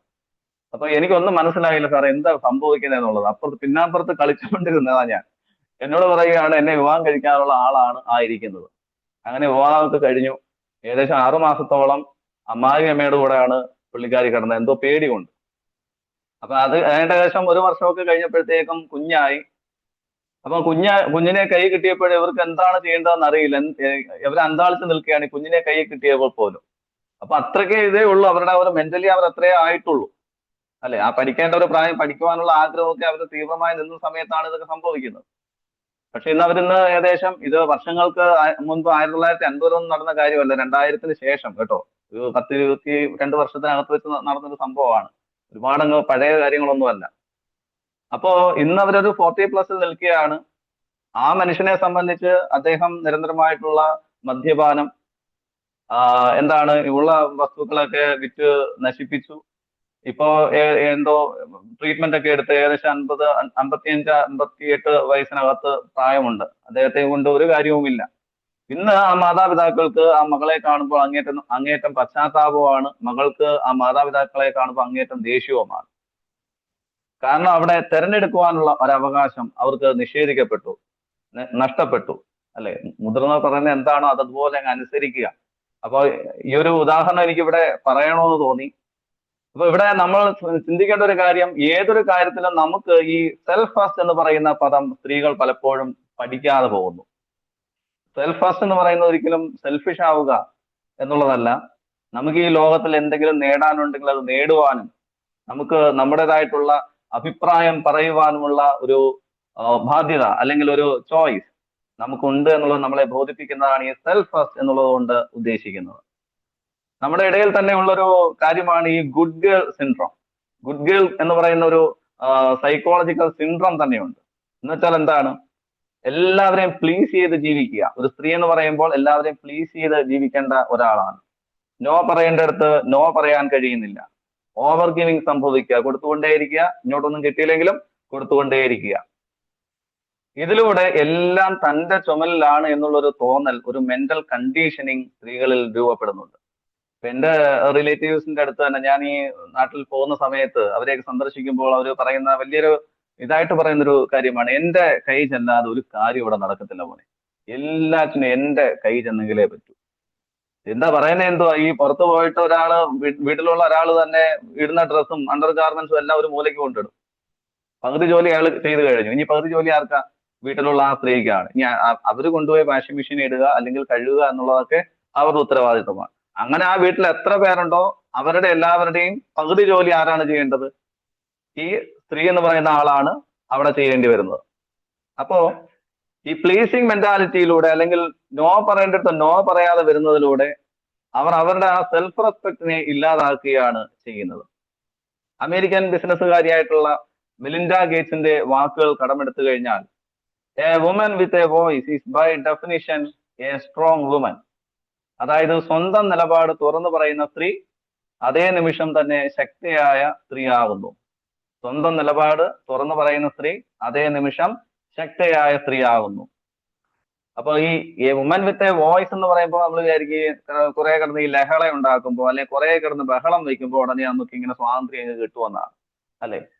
ഇപ്പൊ a woman with a voice എന്ന് പറയുമ്പോൾ എന്താണെന്ന് വെച്ച് കഴിഞ്ഞാൽ, നമുക്ക് കംഫർട്ടബിൾ അല്ലാത്ത ഒരു കാര്യത്തെ കംഫർട്ടബിൾ അല്ല എന്ന് പറയുവാനുള്ള ധൈര്യം. അതല്ല എങ്കിൽ നിങ്ങൾ ഒരു ജോലി ചെയ്തുകൊണ്ടിരിക്കുന്നു, ആ ജോലി നിങ്ങൾക്ക് റെസ്റ്റ് എടുക്കണമെങ്കിൽ റെസ്റ്റ് വേണം എന്ന് പറയുവാനുള്ള ആ ഒരു ധൈര്യം, അല്ലെങ്കിൽ ഇന്ന കാര്യം ഇപ്പോൾ ചെയ്യാൻ കഴിയില്ല എന്ന് വളരെ കാമായിട്ട് പറയുവാനുള്ള ഒരു ധൈര്യം. ആ ഒരു ധൈര്യത്തെയാണ് കാമായിട്ട് പറയുക, ആങ്കറിൽ പറയുകയല്ല, ദേഷ്യത്തിൽ പറയുകയല്ല, വളരെ കാമായിട്ട് പറയുക എന്നുള്ളതിനെയാണ് a woman with a voice എന്ന് പറയുന്നത്. ഈ ഇടയ്ക്ക് തന്നെ വേറൊരു ലേഡി എന്നോട് സംസാരിക്കുകയുണ്ടായി. അവർ ഇതുപോലെ 40+ നിൽക്കുന്നവരാണ്. 40+ വരുന്നവർക്കാണ് ഏറ്റവും കൂടുതൽ പ്രശ്നം ഉണ്ടാകുന്നതെന്ന് എനിക്ക് തോന്നാറുണ്ട്. അവരും ഇതുപോലെ തന്നെ വളരെ നേരത്തെ തന്നെ വിവാഹം കഴിച്ചു. അവരും പഠിക്കാൻ മിടുക്കിയായിരുന്നു, ജോലിയൊക്കെ കയ്യിൽ കിട്ടിയതാണ്. പക്ഷേ കുട്ടികളെ നോക്കുവാൻ അതിനു വേണ്ടിയിട്ട് അവർ എന്ത് ചെയ്തു, ആ ജോലിയൊക്കെ ഉപേക്ഷിക്കേണ്ടി വന്നു. കുട്ടികളെ നോക്കി, ഭർത്താവിന്റെ കാര്യങ്ങളൊക്കെ നോക്കി, അങ്ങനെ ഇങ്ങനെ കുട്ടികളൊക്കെ വളർന്നു വന്നതിന് ശേഷം ഇടയ്ക്കിടയ്ക്ക് കുട്ടികളോട് പറയും, നിങ്ങളെയൊക്കെ വളർത്തിയാണെങ്കിൽ എനിക്ക് എന്റെ കരിയറിൽ ഫോക്കസ് ചെയ്യാൻ പറ്റിയില്ല, എനിക്ക് എന്റെ ജോലിയിൽ ഫോക്കസ് ചെയ്യാൻ പറ്റിയില്ല. അപ്പം കുട്ടികൾ ഇങ്ങോട്ട് പറഞ്ഞു കൊടുക്കും, അമ്മ ഞങ്ങളെ തന്നെ നോക്കിയിരിക്കണമെന്ന് ആരെങ്കിലും ഇവിടെ പറഞ്ഞിരുന്നു, അമ്മയ്ക്ക് എന്തുകൊണ്ട് കരിയർ കൂടെ നോക്കാൻ കഴിഞ്ഞില്ല. സാറേ ഇതൊക്കെ കേൾക്കുമ്പോൾ എനിക്ക് പിന്നെ അങ്ങ് വിഷമം തോന്നും. സത്യത്തിൽ എന്താണ് സംഭവിക്കുന്നത്, ഈ സഹിച്ച് എന്തൊക്കെയോ പ്രൂവ് ചെയ്യാൻ വേണ്ടിയിട്ട് അവരിങ്ങനെ അവരുടെ മുൻപിൽ എന്തൊക്കെയോ കാണിച്ച് അവസാനം എന്തായി മാറുകയാണ്, സ്ത്രീയുടെ മുൻപിൽ ഉള്ളിൽ തന്നെ ഒരു റിസെന്റ്മെന്റ് അല്ലെങ്കിൽ ഗിൽറ്റ് എന്ന് പറയുന്നത് സംഭവിക്കുകയാണ്. അപ്പോൾ എവിടെയാണ് നമുക്ക് ഈ എംപവർമെന്റ് തുടങ്ങേണ്ടത്? ഒരു സ്ത്രീയെ സംബന്ധിച്ച് എവിടെ നിന്നാണ് ഒരു എംപവർമെന്റ് തുടങ്ങേണ്ടത്? അതിൽ സ്റ്റെപ്പ് 1 എന്ന് പറയുന്നത് അവയർനെസ് ആണ്. അതായത് എംപവർമെന്റ് എന്ന് പറയുന്നത് വലിയ റെവല്യൂഷൻ കൊണ്ട് സംഭവിക്കുന്ന കാര്യമൊന്നുമല്ല. ഓരോ സ്ത്രീയിലും അവർക്ക് തന്നെ ഉണ്ടാകേണ്ട ഒരു ചെറിയൊരു അവയർനെസ് ആണ്. അത് ഇത്ര മാത്രമേ ഉള്ളൂ, എവിടെയാണ് ഞാൻ അൺനെസസറി ആയിട്ട് അഡ്ജസ്റ്റ് ചെയ്യുന്നത്? എഴുതി വയ്ക്കുക, എവിടെയാണ് ഞാൻ അൺനെസസറി ഏത് കാര്യത്തിലും അഡ്ജസ്റ്റ് ചെയ്യുന്നത്. ഇപ്പൊ ഉദാഹരണം പറയുകയാണെങ്കിൽ, ഒരു കോൺവെർസേഷൻ നടക്കുന്ന സമയത്ത് ആരെങ്കിലും പേടിച്ചിട്ട് അഭിപ്രായം പറയാതിരിക്കുക. അതല്ല എങ്കിൽ ഇവരൊക്കെ സംസാരിക്കുന്ന സമയത്ത് അവർക്കൊക്കെ സംസാരിക്കാനുള്ള യോഗ്യതയൊന്നും എനിക്കില്ല. അത് വല്ലവരുടെയും കാര്യത്തിലും അല്ല കേട്ടോ, സ്വന്തം മക്കളുടെ കാര്യത്തിൽ, അവരുടെ വിദ്യാഭ്യാസത്തിന്റെ കാര്യത്തിലോ അവരുടെ വിവാഹത്തിന്റെ കാര്യത്തിലോ അതിൽ പോലും എനിക്ക് അതിനകത്ത് അഭിപ്രായം പറയാനുള്ള യോഗ്യതയൊന്നുമില്ല എന്ന് പറഞ്ഞ് ഒഴിഞ്ഞു മാറുക എന്ന് പറയുന്നത് തന്നെ ഒരു അഡ്ജസ്റ്റ്മെന്റ് ആണ്. അങ്ങനെ ഒരു അഡ്ജസ്റ്റ്മെന്റ് നിങ്ങൾ ചെയ്യാറുണ്ടോ? അതല്ല എങ്കിൽ ഇനിയിപ്പോ ടൈം ഇല്ലാതിരുന്നിട്ടും റെസ്റ്റ് എടുക്കേണ്ട സമയത്ത് മറ്റുള്ളവർ ചെയ്യേണ്ട ജോലി പോലും അത് സ്വയം ഏറ്റെടുത്തുകൊണ്ട് ചെയ്യുക, അതും ഒരു രീതിയിലുള്ള അഡ്ജസ്റ്റ്മെന്റ് ആണ്. അല്ലെങ്കിൽ ഈ ഡിസിഷൻ എടുക്കേണ്ട ഇടങ്ങളിൽ വോയിസ് ഇല്ലാതെ പോവുക, അല്ലെ? അവർ തീരുമാനിക്കുന്നു, അവർ ചെയ്യുന്നു, ഞാനൊട്ട് അഭിപ്രായം പറയാറുമില്ല, ഞാനൊട്ട് അതിന് പോകാറുമില്ല. പല ആളുകളും പല സ്ത്രീകളും പറയുന്ന ഒരു കാര്യമാണ്, അല്ലെ? ഇങ്ങനെ ഏതെങ്കിലും രീതിയിലുള്ള അഡ്ജസ്റ്റ്മെന്റ് നിങ്ങൾ നിങ്ങളുടെ ജീവിതത്തിൽ ചെയ്യുന്നുണ്ടോ? അവിടെ നിങ്ങൾ നിങ്ങളുടെ സെൽഫ് റെസ്പെക്റ്റിനെ നഷ്ടപ്പെടുത്തുകയാണ് ചെയ്യുന്നത്. ഒരു ഫ്രഞ്ച് ഫാഷൻ ഡിസൈനർ പറഞ്ഞതുപോലെ, the most courageous act is still to think for yourself. അതായത് ഏറ്റവും തന്റേടമുള്ള ഒരു ആക്ഷൻ ഏതാണെന്ന് ചോദിച്ചു കഴിഞ്ഞാൽ ഒരാൾ തന്നെ കുറിച്ച് ചിന്തിക്കുന്നതാണ്. ഇത് പുരുഷനും ബാധകമാണ് കേട്ടോ, പുരുഷന്മാർക്കും ഇങ്ങനെയുള്ള ഒരു പ്രശ്നമുണ്ട്. ഒരു വ്യക്തിയുടെ ഏറ്റവും തന്റേടമുള്ള ആക്ഷൻ ഏതാണെന്ന് ചോദിച്ചു കഴിഞ്ഞാൽ തിങ്ക് യുവർ സെൽഫ്, അവനെ കുറിച്ച് അല്ലെങ്കിൽ അവളെ കുറിച്ച് ചിന്തിക്കുന്നതാണ്. അപ്പൊ ഈ തിങ്ക് ഫോർ യുവർ സെൽഫ് എന്ന് പറയുമ്പോൾ തന്നെ പലരും ചോദിക്കാറുണ്ട്, അതൊക്കെ ഒരു സെൽഫിഷ് ആയിട്ടുള്ള ഒരു കാര്യമല്ലേ, നമ്മൾ നമുക്ക് വേണ്ടിയാണോ ചിന്തിക്കേണ്ടത്? അങ്ങനെയല്ല, നമ്മൾ നമുക്ക് വേണ്ടി കൂടി ചിന്തിക്കുന്നുണ്ടോ? അങ്ങനെയാണ് അതിന്റെ അർത്ഥം. അതായത് സെൽഫ് അവയർനെസ് ആണ്. ഞാൻ എനിക്ക് വേണ്ടി കൂടി ചിന്തിക്കാറുണ്ടോ? ഞാൻ എനിക്ക് വേണ്ടി കൂടി പ്രവർത്തിക്കാറുണ്ടോ? ആ ഒരു രീതിയിലേക്ക് വരുമ്പോഴാണ് തിങ്ക് ഫോർ യുവർ സെൽഫ് എന്ന് പറയുന്നത് പരിപൂർണമാകുന്നത്. അപ്പൊ സ്റ്റെപ്പ് 1 എന്ന് പറയുന്നത് അവയർനെസ്, ഞാൻ എവിടെയൊക്കെയാണ് അൺനെസസറി ആയിട്ട് അഡ്ജസ്റ്റ് ചെയ്യുന്നത്. രണ്ടാമത് വരുന്നത് ബൗണ്ടറീസ്. അതായത് ബൗണ്ടറി എന്ന് പറയുമ്പോൾ എന്താണ്? അതൊരു മുൻപിൽ ഒരു വലിയൊരു വാൾ കെട്ടി തീർക്കണമെന്നല്ല. ആർക്കും എന്നിലേക്കും പ്രവേശനമില്ല, ഞാൻ ആരിലേക്കും പോകുന്നില്ല, ആരുമായിട്ട് ഒരു കോണ്ടാക്റ്റും ഇല്ല, ആരുമായിട്ട് മിണ്ടാട്ടവും ഇല്ല, അങ്ങനൊന്നുമല്ല. നമ്മുടെ മുൻപിൽ വലിയ വാളൊന്നും കെട്ടിപ്പോക്കണമെന്നല്ല, ഒരു ബൗണ്ടറി ലൈൻ, അല്ലെ? ആ ഒരു ലൈൻ വരച്ച് നിർത്തുവാൻ നമുക്ക് കഴിയണം. അതായത് ഇപ്പോ അനാവശ്യമായിട്ട് ഒരു അപരിചിതനായിട്ട് ഒരു വ്യക്തി, അത് ആണായാലും പെണ്ണായാലും, നമ്മളെ വന്ന് സ്പർശിച്ചു കഴിഞ്ഞാൽ, അല്ലെങ്കിൽ നമ്മളെ വന്ന് തോളിൽ കൈയിട്ട് കഴിഞ്ഞാൽ, അല്ലെങ്കിൽ നമ്മളെ വന്ന് ഹഗ് ചെയ്ത് കഴിഞ്ഞാൽ നമ്മൾ എങ്ങനെയായിരിക്കും പ്രതികരിക്കുക? നമ്മൾ നല്ല രീതിയിലുള്ള ഡിസ്റ്റൻസ് അവിടെ വയ്ക്കും, അല്ലെ? നമ്മൾ പ്രതികരിക്കേണ്ട രീതിയിൽ അവിടെ പ്രതികരിക്കും. എന്ന് പറയുന്നത് പോലെ തന്നെ എനിക്കിപ്പോൾ ചെയ്യാൻ കഴിയില്ല എന്ന് പറയേണ്ടടുത്ത് അത് അതുപോലെ തന്നെ പറയുവാൻ നമുക്ക് കഴിയണം. അല്ലെങ്കിൽ ഇത് എനിക്ക് അൺകംഫർട്ടബിൾ ആണെന്ന് പറയേണ്ടടുത്ത് അൺകംഫർട്ടബിൾ ആണെന്ന് പറയണം. ഇതെനിക്ക് നോ പറയേണ്ടടുത്ത് നോ പറയുവാൻ കഴിയണം. ഈ അടുത്ത കാലത്ത് ഒരു പെൺകുട്ടി എന്നോട് പറയുകയുണ്ടായി. വീട്ടിലൊക്കെ ഇത്തിരി സ്പിരിച്വൽ ആയിട്ടുള്ള രീതിയിലൊക്കെ വളർന്നു വന്ന ഒരു പെൺകുട്ടിയാണ്. അപ്പം ജോബ് സംബന്ധമായിട്ട് എബ്രോഡ് പോകേണ്ടി വന്നു. എബ്രോഡ് ചെന്നപ്പോൾ അവിടെ ഒരു ആളുമായിട്ട് അഫയറിലേക്ക് വന്നു. അപ്പം സ്ഥിരമായിട്ട് ഇദ്ദേഹം ഈ കുട്ടിയെ പബ്ബിൽ പോകുവാനായിട്ട് നിർബന്ധിക്കും. അപ്പൊ ആ പെൺകുട്ടിക്ക് അതിനോട് താല്പര്യമില്ല. പബ്ബിൽ പോവുക, അങ്ങനെയുള്ള ആക്ടിവിറ്റീസിലൊന്നും പോകാനായിട്ട് ഒട്ടും താല്പര്യമില്ല. അപ്പൊ ഇദ്ദേഹത്തിന്റെ ഈ നിർബന്ധം മൂലം, ഇദ്ദേഹം ഇങ്ങനെ നിർബന്ധിക്കുന്നത് മൂലം എന്ത് ചെയ്യും, ഈ പെൺകുട്ടിക്ക് പോകേണ്ടതായിട്ട് വരും. ഇത് കുറെ നാൾ കഴിഞ്ഞപ്പോഴത്തേക്കും, ഇന്നത്തെ കാലത്ത് അറിയാലോ, തേച്ചിട്ട് പോവുക അല്ലെങ്കിൽ ബ്രേക്കപ്പിലേക്ക് പോവുക. അങ്ങനെ പോയ സമയത്ത് ഈ പെൺകുട്ടിക്ക് എന്തെന്നില്ലാത്തൊരു റിസന്റ്മെന്റ്, അല്ലെ, എനിക്ക് ഇഷ്ടമില്ലാത്ത കാര്യം ഞാൻ അവന് വേണ്ടി ചെയ്തു, അല്ല ഉത്തരത്തിലിരുന്നതും പോയി കഷത്തിലിരുന്നും പോയെന്ന് പറഞ്ഞതുപോലെ കുഞ്ഞുനാളിലെ കൊണ്ടുവന്ന ആ മൂല്യങ്ങളും കയ്യിൽ നിന്ന് പോയി. എന്നാൽ ആ വ്യക്തി, നമ്മുടെ കൂടെ ഉണ്ടായിരുന്ന ആ വ്യക്തിയും നമ്മളിൽ നിന്ന് പോകുന്ന അവസ്ഥ. അപ്പൊ അതിന്റെ പേരിൽ എന്തെന്നില്ലാത്ത വിരോധം, ജോലിയിൽ ഫോക്കസ് ചെയ്യാൻ കഴിയുന്നില്ല, എന്തെന്നില്ലാത്ത കുറ്റബോധം. ഇതെല്ലാം ചെയ്ത് കഴിഞ്ഞതിന് ശേഷമാണ്, കോംപ്രമൈസ് ചെയ്തതിന് ശേഷം, അല്ലെങ്കിൽ അൺകംഫർട്ടബിൾ ആയിട്ടുള്ള കാര്യം ചെയ്യാൻ തുനിഞ്ഞതിന് ശേഷം, നോ പറയേണ്ടടുത്ത് നോ പറയാതിരിക്കുന്നതിന് ശേഷം ഉണ്ടാകുന്ന പ്രശ്നങ്ങളാണ് ഓരോ സ്ത്രീകളും ഇന്ന് അനുഭവിച്ചു കൊണ്ടിരിക്കുന്നത്. അപ്പോ രണ്ടെന്ന് പറയുന്നത് ബൗണ്ടറീസ് സെറ്റ് ചെയ്യുവാൻ നമുക്ക് കഴിയുക. എംപവർമെന്റിന്റെ, ഒരു സ്ത്രീ എന്ന നിലയിൽ നിങ്ങളുടെ എംപവർമെന്റിന്റെ രണ്ടാമത്തെ ഘട്ടം എന്ന് പറയുന്നത് ബൗണ്ടറി സെറ്റ് ചെയ്യാൻ കഴിയുക എന്നുള്ളതാണ്. മൂന്നാമെന്ന് പറയുന്നത് എനർജി സേവിങ്.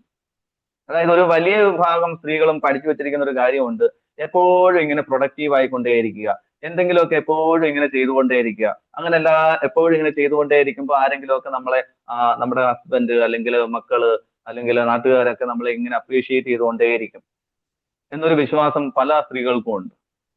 എല്ലാം ചെയ്തു കഴിഞ്ഞിട്ട് ആഹാരം കഴിക്കാം, എല്ലാം ചെയ്തു കഴിഞ്ഞിട്ട് ഉറങ്ങാം, അല്ലെ, അങ്ങനെ ഒരു ആറ്റിറ്റ്യൂഡിലൂടെ പോകുന്ന പല സ്ത്രീകളെയും, ഇപ്പൊ എന്റെ മദർ ഉൾപ്പെടെ ചിലപ്പോൾ ഇത് അറ്റൻഡ് ചെയ്യുന്നുണ്ടാകാം, എന്റെ മദർ ഉൾപ്പെടെ ചെയ്യുന്ന ഒരു കാര്യമാണ്, ചുമ്മാതെങ്കിലും പോയി ഏതെങ്കിലും ഒരു കല്ല് ഇങ്ങനെ പിടിക്കുന്നതാണ്, അതുകൂടെ ചെയ്തിട്ടാവട്ടെ, അതുകൂടെ ചെയ്തിട്ടാണെങ്കിൽ ഇനി ഫുഡ് കഴിക്കാം.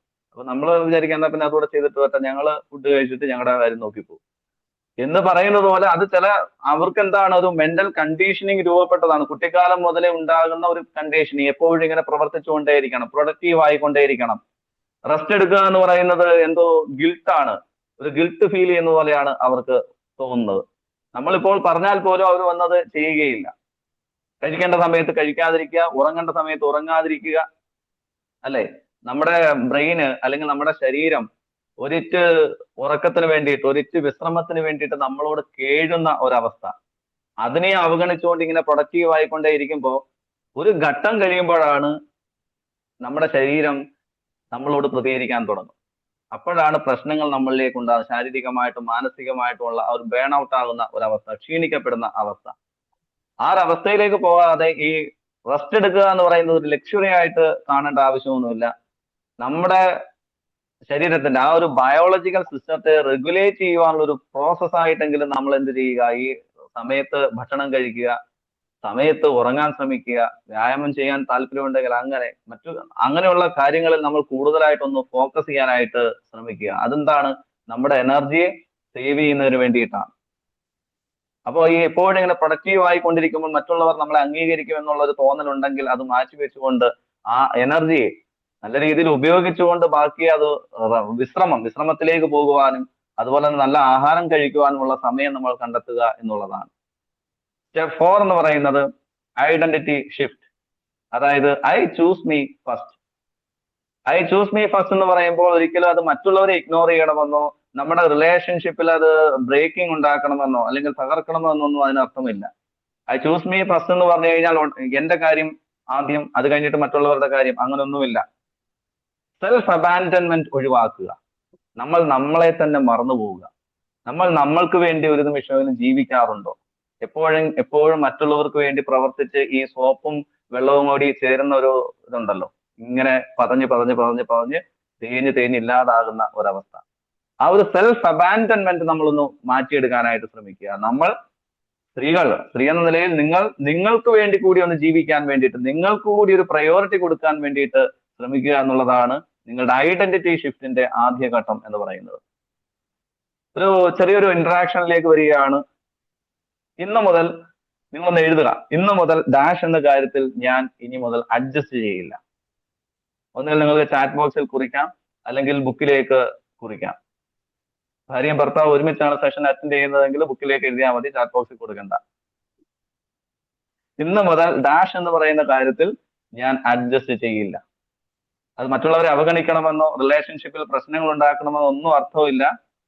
നിങ്ങൾ നിങ്ങൾക്ക് വേണ്ടി, അതായത് സെൽഫ് അബാൻഡൻമെന്റ് ഉപേക്ഷിച്ചുകൊണ്ട് നിങ്ങൾ നിങ്ങൾക്ക് വേണ്ടി എന്തെങ്കിലും ഒരു പ്രയോറിറ്റി കൊടുക്കുന്നുണ്ടോ എന്നുള്ളതാണ് ഇതിലൂടെ നമ്മൾ അർത്ഥമാക്കുന്നത്. എന്തായാലും ഒരു ക്വസ്റ്റ്യൻ എഴുതി വെച്ചേക്കുക, നിങ്ങൾ ആലോചിച്ച് തന്നെ അത് എഴുതാനായിട്ട് ശ്രമിക്കുക. അങ്ങനെയാണെങ്കിൽ നമുക്ക് റീറൈറ്റിംഗ് യുവർ സ്റ്റോറി, നമ്മുടെ സ്റ്റോറിയെ നമുക്കൊന്ന് റീറൈറ്റ് ചെയ്യാം. അതായത് നമുക്ക് ഓരോരുത്തർക്കും ഒരു ഇന്നർ സ്റ്റോറി ഉണ്ട്. അത് പുരുഷനാണെങ്കിലും സ്ത്രീ ആണെങ്കിലും ഒരു ഇന്നർ സ്റ്റോറി നമ്മുടെ ഉള്ളിലേക്ക് വന്നു കയറിയിട്ടുണ്ട്. അത് പലപ്പോഴും അത് മറ്റുള്ളവരിൽ നിന്ന് നമ്മളിലേക്ക് വന്നു കയറുന്നതാണ് ഇന്നർ സ്റ്റോറി എന്ന് പറയുന്നത്. അതായത് നമ്മുടെ ആ ഒരു പഴയ കഥയിൽ, കുട്ടിക്കാലം മുതൽ കിട്ടിയിട്ടുള്ള ആ ഒരു ഇന്നർ സ്റ്റോറിയിൽ ഈ സ്ട്രോങ് എന്ന് പറഞ്ഞു കഴിഞ്ഞാൽ എന്താണ്? എന്ത് കണ്ടാലും സൈലന്റ് ആയിട്ടിരിക്കുക, നിശബ്ദമായിട്ടിരിക്കുക, എല്ലാം സഹിക്കുന്നവൾ സ്ട്രോങ് ആണ്, നിശബ്ദമായി ഇരിക്കുന്നവൾ സ്ട്രോങ് ആണ്, അഡ്ജസ്റ്റ് ചെയ്യുന്നവൾ സ്ട്രോങ് ആണ്, ഒരു സമയത്ത് റെസ്റ്റ് എടുക്കാതെ എപ്പോഴും ഇങ്ങനെ ജോലി ചെയ്തുകൊണ്ടിരിക്കുകയാണെങ്കിൽ ഡബിൾ സ്ട്രോങ് ആണ്. ഇങ്ങനെ ഈ ഒരു കഥയിൽ നമ്മൾ നോക്കുമ്പോൾ എവിടെയെങ്കിലും നമുക്ക് സെൽഫ് റെസ്പെക്ട് കാണാൻ കഴിയുന്നുണ്ടോ? നിങ്ങൾക്ക് നിങ്ങളോട് തന്നെ ബഹുമാനം തോന്നുന്ന രീതിയിൽ ഏതെങ്കിലും കാര്യങ്ങൾ നിങ്ങൾ ചെയ്യാറുണ്ടോ? നിശബ്ദമായിരിക്കുമ്പോൾ, എല്ലാം സഹിക്കുമ്പോൾ, എന്തിനോ വേണ്ടി മറ്റുള്ളവർക്ക് കോംപ്രമൈസ് ചെയ്യുമ്പോൾ അല്ലെങ്കിൽ അഡ്ജസ്റ്റ് ചെയ്യുമ്പോൾ എവിടെയെങ്കിലും നമുക്ക് ഈ സെൽഫ് റെസ്പെക്ട് എന്ന് പറയുന്ന ഒരു കാര്യം നമുക്ക് കിട്ടുന്നുണ്ടോ? ഇതൊന്ന് പരിശോധിക്കേണ്ടതായിട്ടുണ്ട്. മായ അനഗേലു പറഞ്ഞതുപോലെ തന്നെ, you alone are enough, you have nothing to prove to anybody. അതായത് നമ്മൾ ഒറ്റയ്ക്ക് ഇരിക്കുന്നത് തന്നെ, സ്ത്രീയെ സംബന്ധിച്ചാണ്, നിങ്ങൾ ഒറ്റയ്ക്ക് ഇരിക്കുന്നത് തന്നെ ഏറ്റവും നല്ലൊരു കാര്യമാണ്. നിങ്ങൾക്ക് ഇവിടെ ഈ ഭൂമിയിൽ എക്സിസ്റ്റ് ചെയ്യുവാൻ, നിലനിൽക്കുവാൻ ആരോടും പ്രൂവ് ചെയ്യേണ്ട ആവശ്യമില്ല, ആരോടും ക്ഷമ ചോദിക്കേണ്ട ആവശ്യമില്ല, ആരുടെ ഔദാര്യത്തിൽ നിങ്ങൾ മുന്നോട്ട് പോകേണ്ട ആവശ്യമില്ല. നിങ്ങൾക്ക് പ്രപഞ്ചം ഇവിടെ ഒരു സ്പേസ് നൽകിയിട്ടുണ്ടെങ്കിൽ നിങ്ങൾ മറ്റുള്ളവരുടെ മുമ്പിൽ പ്രൂവ് ചെയ്യേണ്ട ആവശ്യമില്ല എന്ന് അവർ ഇവിടെ പറഞ്ഞു വെക്കുകയാണ്. ഈ സർവൈവൽ മോഡൽ ജീവിക്കുന്ന സ്ത്രീകളെ സംബന്ധിച്ച് അവരുടെ പ്രശ്നം എന്ന് വെച്ച് കഴിഞ്ഞാൽ ഈ ഒരു 40+ലൊക്കെ, ഞാൻ ഇപ്പൊ ഏറ്റവും കൂടുതൽ അങ്ങനെ എനിക്ക് പരിചയം തോന്നുന്നത് ഈ 40+ അല്ലെങ്കിൽ 45+ നിൽക്കുന്ന സ്ത്രീകളാണ് കൂടുതൽ ഈ ഒരു റിസെന്റ്മെന്റിലേക്ക് അല്ലെങ്കിൽ ഗിൽറ്റിലേക്ക് പോകുന്നത് ഞാൻ കണ്ടിട്ടുള്ളത്. അതായത് എപ്പോഴും ഇങ്ങനെ ഓവർ തിങ്ക് ചെയ്തുകൊണ്ടേയിരിക്കുക, എപ്പോ എന്താ പറയാ, വെറുതെ ഇങ്ങനെ ചിന്തിച്ചു കൂട്ടുക, അല്ലെങ്കിൽ ഓവർ ഗിവിങ്, ഇങ്ങോട്ടൊന്നും കിട്ടിയില്ലെങ്കിൽ ഇങ്ങനെ കൊടുത്തുകൊണ്ടേയിരിക്കുക. എന്താണ്, അങ്ങനെ കൊടുക്കുമ്പോഴെങ്കിലും നമ്മളെ മറ്റുള്ളവർ അപ്രീഷിയേറ്റ് ചെയ്യുന്നുള്ളൊരു തോന്നൽ, സ്വന്തം വീട്ടിൽ നിന്ന് തന്നെ ആ ഒരു അപ്രീസിയേഷൻ നിങ്ങൾക്ക് കിട്ടുമെന്നുള്ളൊരു തോന്നലിലൂടെ ഓവർ ഗിവിങ് ചെയ്യുക. അതുപോലെ തന്നെ ഓവർ എക്സ്പ്ലെയിൻ ചെയ്തുകൊണ്ടിരിക്കുക, ഞാൻ അത് ചെയ്തു, ഇത് ചെയ്തു, അങ്ങനെ ചെയ്തു, ഇങ്ങനെ ചെയ്തു. പക്ഷെ എതിർഭാഗത്തുനിന്ന് കിട്ടുന്നതോ സൈലൻസ് ആയിരിക്കും, നിശബ്ദതയായിരിക്കും. നമ്മൾ എന്തൊക്കെ പറഞ്ഞ് പ്രൂവ് ചെയ്യാൻ ശ്രമിച്ചു കഴിഞ്ഞാൽ മറ്റുള്ളവർ അംഗീകരിക്കാത്ത ഒരവസ്ഥ. അപ്പൊ ഇതിന്റെ അവസാനം എന്താണ് സംഭവിക്കുക? അത് മാനസികമായിട്ടാകട്ടെ ശാരീരികമായിട്ടാകട്ടെ ഒരു ബേൺ ഔട്ടിലേക്ക് മാറുകയും ഈ അപ്രീസിയേഷൻ കിട്ടാതെ വരുമ്പോൾ റിസെന്റ്മെന്റ് ഉണ്ടാവുകയും ചെയ്യും. അപ്രീസിയേഷൻ എന്ന് പറയുന്നത് എല്ലാവർക്കും വേണ്ട ഒരു കാര്യമാണ്. അത് നമ്മൾ പുറമേ പറയുന്നില്ല എങ്കിൽ പോലും നമ്മൾ എല്ലാവരും ആഗ്രഹിക്കുന്ന ഒരു കാര്യമാണ് അപ്രീസിയേഷൻ എന്ന് പറയുന്നത്. ഇപ്പൊ അമേരിക്കൻ പ്രസിഡന്റ് ഡൊണാൾഡ് ട്രംപ് തന്നെ, അദ്ദേഹവും എന്താണ്, എന്നെ അംഗീകരിക്കൂ, എനിക്ക് ആ നോബൽ സമ്മാനം, സമാധാനത്തിലുള്ള നോബൽ സമ്മാനം ഇങ്ങ് തരൂ, അല്ലെ, വെനസ്വേലയിലെ ആർക്കോ ആണ് കിട്ടിയെന്ന് തോന്നുന്നത്, അത് ഇങ്ങ് തരൂ, അത് എനിക്കാണ് അവകാശപ്പെട്ടത്, അല്ലെ. അദ്ദേഹവും ഇങ്ങനെ ആഗ്രഹിച്ചുകൊണ്ടിരിക്കുകയാണ്, അംഗീകരിക്കപ്പെടുക, അല്ലെ. അതിന്റെ പ്രൊഫൈല് കൂടുന്നതനുസരിച്ച് അതിന്റെ മാറ്റം കൂടിക്കൊണ്ടേയിരിക്കും. അദ്ദേഹം ആഗ്രഹിക്കുന്ന എന്താണ്? അംഗീകരിക്കുക, എന്നെ ഒന്ന് അംഗീകരിക്കൂ. ഇതുപോലെ നമ്മൾ എല്ലാവരും ആഗ്രഹിക്കുന്ന ഒരു കാര്യമാണ് ഈ അംഗീകാരം, അപ്രീസിയേഷൻ എന്ന് പറയുന്നത്. അത് കിട്ടാതെ വരുമ്പോൾ, എന്തൊക്കെയോ നമ്മൾ പ്രൂവ് ചെയ്തിട്ട് അത് നേടാൻ ശ്രമിക്കുമ്പോൾ അത് കിട്ടാതെ വരുമ്പോൾ ഉണ്ടാകുന്ന ആ ഒരു ഉള്ളിൽ വരുന്ന ആ ഒരു റിസെന്റ്മെന്റ് എന്ന് പറയുന്നത് വളരെ വലുതാണ്. ഫ്രണ്ട്സ്, നമുക്ക് അങ്ങനെയാണെങ്കിൽ ഇന്നർ സ്റ്റോറി പഴയതൊന്ന് മാറ്റി പുതിയതിലേക്കൊന്ന് കൊണ്ടുവരാം. എന്റെ ന്യൂ സ്റ്റോറി ഇതാണ്, ഒന്ന് എഴുതാൻ ശ്രമിക്കുക.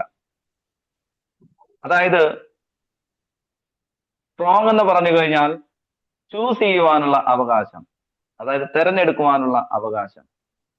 സ്ട്രോങ് മീൻസ് ചൂസ് ചെയ്യുവാനുള്ള അവകാശം അല്ലെങ്കിൽ തെരഞ്ഞെടുക്കുവാനുള്ള അവകാശം. അടുത്തത് സ്ട്രോങ് മീൻസ് അഭിപ്രായം പറയുവാനുള്ള അവകാശം. എവിടെയാണെങ്കിലും നമുക്ക് അഭിപ്രായം പറയാനുള്ള ഒരു യോഗ്യത ഉണ്ടെങ്കിൽ, വെറുതെ എല്ലാവർക്കും പോയി അഭിപ്രായം ഒന്നും പറയണ്ട, നമുക്കതിനുള്ള യോഗ്യതയുണ്ടെങ്കിൽ, നമ്മുടെ കുടുംബത്തിലാണെങ്കിൽ, നമ്മുടെ കുട്ടികളുടെ കാര്യത്തിലാണെങ്കിൽ, ഇനി ജോലി ചെയ്യുന്ന സ്ഥാപനത്തിലാണെങ്കിൽ, എവിടെയാണെങ്കിലും സ്വന്തം അഭിപ്രായം പറയേണ്ട ഒരു സാഹചര്യം ഉണ്ടെങ്കിൽ അത് പറയുവാനുള്ള അവകാശം. സ്ട്രോങ് മീൻസ് അഭിപ്രായം പറയുവാനുള്ള അവകാശം. വീണ്ടും സ്ട്രോങ് മീൻസ് വിശ്രമം എടുക്കേണ്ടടുത്ത് വിശ്രമം എടുക്കുവാനുള്ള അവകാശം. എപ്പോഴും ഇങ്ങനെ പ്രവർത്തിച്ചു കൊണ്ടിരിക്കണമെന്ന് പറഞ്ഞിട്ടല്ല നമ്മളെ ദൈവം ഇവിടെ സൃഷ്ടിച്ചിട്ടുള്ളത്. അത്യാവശ്യത്തിന് പ്രവർത്തിക്കുക, അതിനനുസരിച്ചുള്ള റെസ്റ്റ് കൂടി നമ്മുടെ ശരീരത്തിന് കൊടുക്കുക. വീണ്ടും സ്ട്രോങ് മീൻസ് സ്വതന്ത്രമായി ജോലി ചെയ്യുന്നതിനുള്ള അവകാശം. എവിടെയാണെങ്കിലും സ്വതന്ത്രമായിട്ട് ജോലി ചെയ്യുന്നതിനുള്ള അവകാശം. അപ്പം അത്യാവശ്യം ഇത്രയും ഒരുപാട് കാര്യങ്ങൾ നമുക്ക് എഴുതി വെക്കാൻ കഴിയും. പക്ഷേ ഇത്രയും കാര്യങ്ങളിലെങ്കിലും ഒന്ന് നമ്മൾ സ്ട്രോങ് ആകാൻ വേണ്ടിയിട്ട്, ഒരു സ്ത്രീ എന്ന നിലയിൽ ഒന്ന് സ്ട്രോങ് ആവാൻ വേണ്ടിയിട്ട് ശ്രമിക്കുക. ഇതുവരെയുള്ള സെഷൻസ് ഒരു അവയർനെസ് മാത്രമായിട്ടാണ് ഞാൻ നിങ്ങൾക്ക് നൽകിയത്. ഒരു സ്ത്രീ എന്ന നിലയിൽ നിങ്ങളുടെ ഓൾഡ് സ്റ്റോറി എന്താണെന്ന് മനസ്സിലാക്കി, ന്യൂ സ്റ്റോറി എന്താകണമെന്നും നിങ്ങൾ മനസ്സിലാക്കി കഴിഞ്ഞു. ഇനി ഇവിടെ വേണ്ടത് ഒരു ഡിസിഷൻ മേക്ക് ചെയ്യുക എന്നുള്ളതാണ്. കാരണം ഡിസിഷൻ ഇല്ല എങ്കിൽ ഇതൊരു വെറും ഒരു സെഷനായിട്ട് ഇങ്ങനെ പോയിക്കൊണ്ടേയിരിക്കും. വെറും ഒരു ഇൻസ്പിറേഷണൽ സെഷൻ ആയിട്ടോ അല്ലെങ്കിൽ ഒരു മോട്ടിവേഷണൽ സെഷൻ ആയിട്ടോ ഇത് മുന്നോട്ട് പോയിക്കൊണ്ടേയിരിക്കും. എന്നാൽ ഈ ഇൻസ്പിറേഷണൽ സെഷനെ ഒരു ട്രാൻസ്ഫോർമേഷൻ, അതായത് നമ്മുടെ ലൈഫിൽ ഒരു ട്രാൻസ്ഫോർമേഷൻ ആക്കാൻ കഴിയുന്നത് ഒരു ഡിസിഷൻ പോയിന്റിലേക്ക് അല്ലെങ്കിൽ ഡിസിഷൻ മേക്കിങ്ങിലേക്ക് വരുമ്പോഴാണ്. ആ ഡിസിഷൻസ് നമുക്ക് എടുക്കുവാൻ കഴിയണം. കാരണം അവയർനെസ് എന്ന് പറയുന്നത് പവർഫുൾ ആണ്. പക്ഷേ ഡിസിഷൻ ഇല്ല എങ്കിൽ നമ്മുടെ ജീവിതത്തിൽ ഒരു മാറ്റവും ഉണ്ടാകില്ല. ഈ വുമൻസ് ഡേയിൽ നിങ്ങൾക്ക് നിങ്ങളോട് തന്നെ ഒരു പ്രോമിസ് എടുക്കുവാൻ കഴിയണം. എന്താണ് ആ പ്രോമിസ് എന്ന് ചോദിച്ചു കഴിഞ്ഞാൽ, നിങ്ങൾക്ക് ഒരു പെർമിഷൻ കൊടുക്കുക. എന്താണെന്ന് വെച്ച് കഴിഞ്ഞാൽ, നിങ്ങൾക്ക് എന്താണ് വേണ്ടത്? I give myself permission to. ഞാൻ പെർമിഷൻ കൊടുക്കുകയാണ്. ആർക്ക്? മറ്റുള്ളവർക്കല്ല, എനിക്ക് തന്നെ. ഞാൻ ഇന്നു മുതൽ എനിക്ക് തന്നെ പെർമിഷൻ കൊടുക്കുകയാണ്. എന്താണോ നിങ്ങൾക്ക് എഴുതാൻ കഴിയുന്നത്, ഞാൻ ഇനി മുതൽ എനിക്ക് വേണ്ടി അനുവദിക്കുന്ന കാര്യങ്ങൾ, അതായത് സെൽഫ് റെസ്പെക്ട് നിലനിർത്തിക്കൊണ്ട് എനിക്ക് എന്തൊക്കെ കാര്യങ്ങൾ ചെയ്യാൻ പറ്റും എന്നുള്ളത് ഒന്ന് എഴുതി വെക്കാനായിട്ട് ശ്രമിക്കുക. വേണമെങ്കിൽ ഒന്ന് രണ്ട് ഹിന്റ് ഞാൻ അങ്ങോട്ട് തരാം. Speak without guilt. ഗിൽറ്റ് ഇല്ലാതെ സംസാരിക്കുവാൻ കഴിയുക. അടുത്തത് എക്സ്പെക്ട് റെസ്പെക്ട് ഫ്രോം അതേഴ്സ്. മറ്റുള്ളവരിൽ നിന്നും റെസ്പെക്ട് പ്രതീക്ഷിക്കുക. അല്ലെ, മറ്റുള്ളവരിൽ നിന്നും കിട്ടേണ്ട റെസ്പെക്ട് നമുക്ക് കിട്ടിയിരിക്കണം. അത് നമ്മൾ നമുക്ക് കൊടുക്കുന്ന ഒരു പെർമിഷൻ ആയിരിക്കണം. ആദ്യത്തേത് ഗിൽറ്റ് ഇല്ലാതെ സംസാരിക്കുവാൻ കഴിയുക. അതുപോലെ തന്നെ say no without explanation. Explanation ഇല്ലാതെ നോ പറയേണ്ടടുത്ത് നോ പറയുവാൻ കഴിയണം. അൺകംഫർട്ടബിൾ ആയിട്ടുള്ള സാഹചര്യങ്ങളിൽ കംഫർട്ടബിൾ അല്ല, എനിക്കത് പറ്റില്ല, അല്ലെങ്കിൽ റെസ്റ്റ് എടുക്കേണ്ടടുത്ത് എനിക്ക് റെസ്റ്റ് എടുക്കണമെന്ന് വൃത്തിയായിട്ട് കാമായിട്ട് പറയാൻ കഴിയുക. ദേഷ്യത്തോടെയല്ല, കാമായിട്ട് പറയുവാനായിട്ട് ശ്രമിക്കുക. അതുപോലെ തന്നെ റെസ്റ്റ് വിത്തൗട്ട് അപ്പോളജി. ആരോടും ക്ഷമ പറയുവാനോ അല്ലെങ്കിൽ ആരുടെ മുമ്പിലും പ്രൂവ് ചെയ്യേണ്ട ആവശ്യമില്ല. നിങ്ങൾക്ക് ഇവിടെ ജീവിക്കാനുള്ള അല്ലെങ്കിൽ ആ എക്സിസ്റ്റൻസിന് വേണ്ടിയിട്ട് ആരുടെ മുൻപിലും തലകുനിക്കേണ്ട ആവശ്യമില്ല എന്ന് സ്വയം ബോധ്യപ്പെടുത്തുക. അപ്പോ സെൽഫ് റെസ്പെക്റ്റോട് കൂടി തന്നെ ഏത് കാര്യത്തെ നമുക്ക് സമീപിക്കുവാൻ കഴിഞ്ഞാൽ അത് എന്താ പറയുക, സ്ത്രീകൾക്ക് ഏറ്റവും ആവശ്യം വേണ്ടുന്ന ഒരു കാര്യമാണ് ഈ സെൽഫ് റെസ്പെക്ട് എന്ന് പറയുന്നത്. ആവശ്യമില്ലാത്ത ഇടങ്ങളിൽ a woman with a voice എന്ന് പറഞ്ഞത് ഒച്ചയുണ്ടാക്കുക അല്ലെങ്കിൽ ബഹളം ഉണ്ടാക്കുക എന്നുള്ളതല്ല. വളരെ കാമായിട്ട് നമുക്ക് കാര്യങ്ങൾ മറ്റുള്ളവരോട് പറയാൻ കഴിയുന്നതിലാണ് നമ്മുടെ വിജയം എന്ന് പറയുന്നത്. അപ്പൊ അവിടെ നമുക്ക് വേണ്ടത് ഒരു ക്ലാരിറ്റിയാണ്. ആ ക്ലാരിറ്റിയെ കുറിച്ചാണ് നമ്മൾ ഇന്ന് ചർച്ച ചെയ്യുകയുണ്ടായത്. ഞാൻ ഈ സെഷനിലുടനീളം നിങ്ങൾക്ക് നൽകിയതും ഈ ഒരു ക്ലാരിറ്റി തന്നെയാണ്. അപ്പൊ നമുക്ക് ഇവിടെ അവയർനെസ് കിട്ടുകയുണ്ടായി, നമ്മൾ ഡിസിഷൻ മേക്ക് ചെയ്തു. ഇനി എന്താണ് വേണ്ടത്? ആ ഡിസിഷനെ ഓണർ ചെയ്യുവാനുള്ള കറേജ് കൂടി നമുക്കുണ്ടാകണം, ആ ഒരു ധൈര്യം കൂടി നമുക്കുണ്ടാകണം. അങ്ങനെ വരുമ്പോഴാണ് ഈ വുമൻസ് ഡേ എന്ന ദിനത്തിന് ഒരു അർത്ഥം ഉണ്ടാകുന്നത്. അതല്ല എങ്കിൽ 4 വരി കവിതയായിട്ടോ ഒരു വാട്സപ്പ് സ്റ്റാറ്റസ് ആയിട്ടോ അല്ലെങ്കിൽ ഒരു ഫേസ്ബുക്ക് സ്റ്റോറി അല്ലെങ്കിൽ റീലായിട്ടോ ഈ ദിവസവും കടന്നു പോകും. വീണ്ടും അടുത്ത വർഷം ഇങ്ങനെ വരും, മാർച്ച് 8 വരും, വീണ്ടും നമ്മൾ ഇങ്ങനെ ആഘോഷിച്ചു കൊണ്ടേയിരിക്കും. നമുക്ക് കിട്ടിയ അവയർനെസ്, നമ്മൾ എടുത്തിട്ടുള്ള ഡിസിഷൻ, അതിനെ ഓണർ ചെയ്യുവാനുള്ള ഒരു കഴിവ് കൂടി, ഒരു ധൈര്യം കൂടി സ്ത്രീ എന്ന നിലയിൽ നിങ്ങൾക്കുണ്ടാകേണ്ടതായിട്ടുണ്ട്.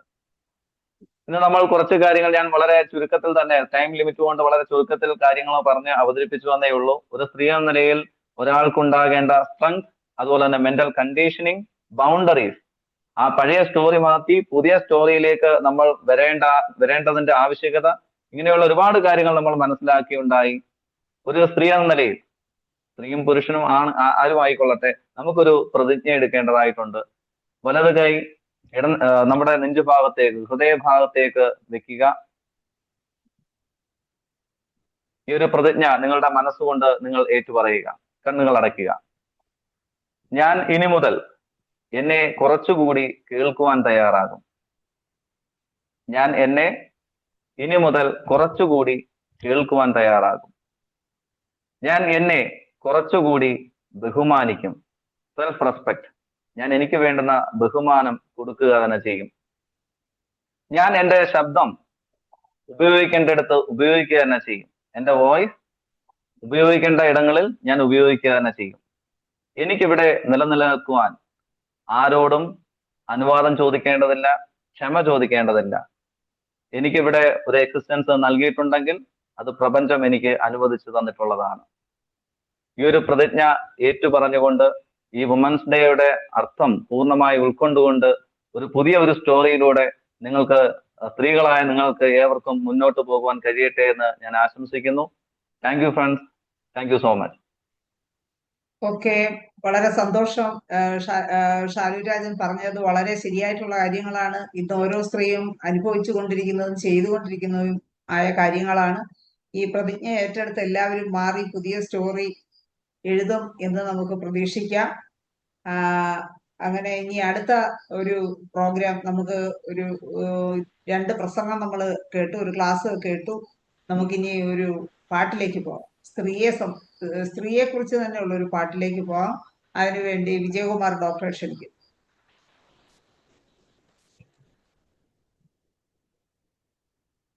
Good evening. എല്ലാവർക്കും വനിതാ ദിന ആശംസകൾ. ഞാൻ ഒരു പാട്ട് പാടാമാണ്. ഭാര്യയെക്കുറിച്ചുള്ള ഒരു പാട്ടാണ്. പ്രശസ്തമായ ഒരു മലയാളം സിനിമാ ഗാനമാണ്. ശ്യാമ എന്ന ചിത്രത്തില് പൂമുഖവാതിൽക്കൽ സ്നേഹം വിടർത്തുന്ന പൂന്തിങ്ങളാകുന്നു ഭാര്യ എന്നാണ്. പൂമുഖവാതിൽക്കൽ സ്നേഹം വിടർത്തുന്ന പൂന്തികളാകുന്നു ഭാര്യ.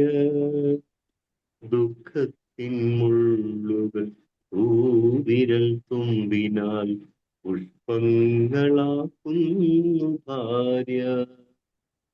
പൂമുഖവാതിൽക്കൽ സ്നേഹം വിടർത്തുന്ന പൂന്തികളാകുന്നു ഭാര്യ.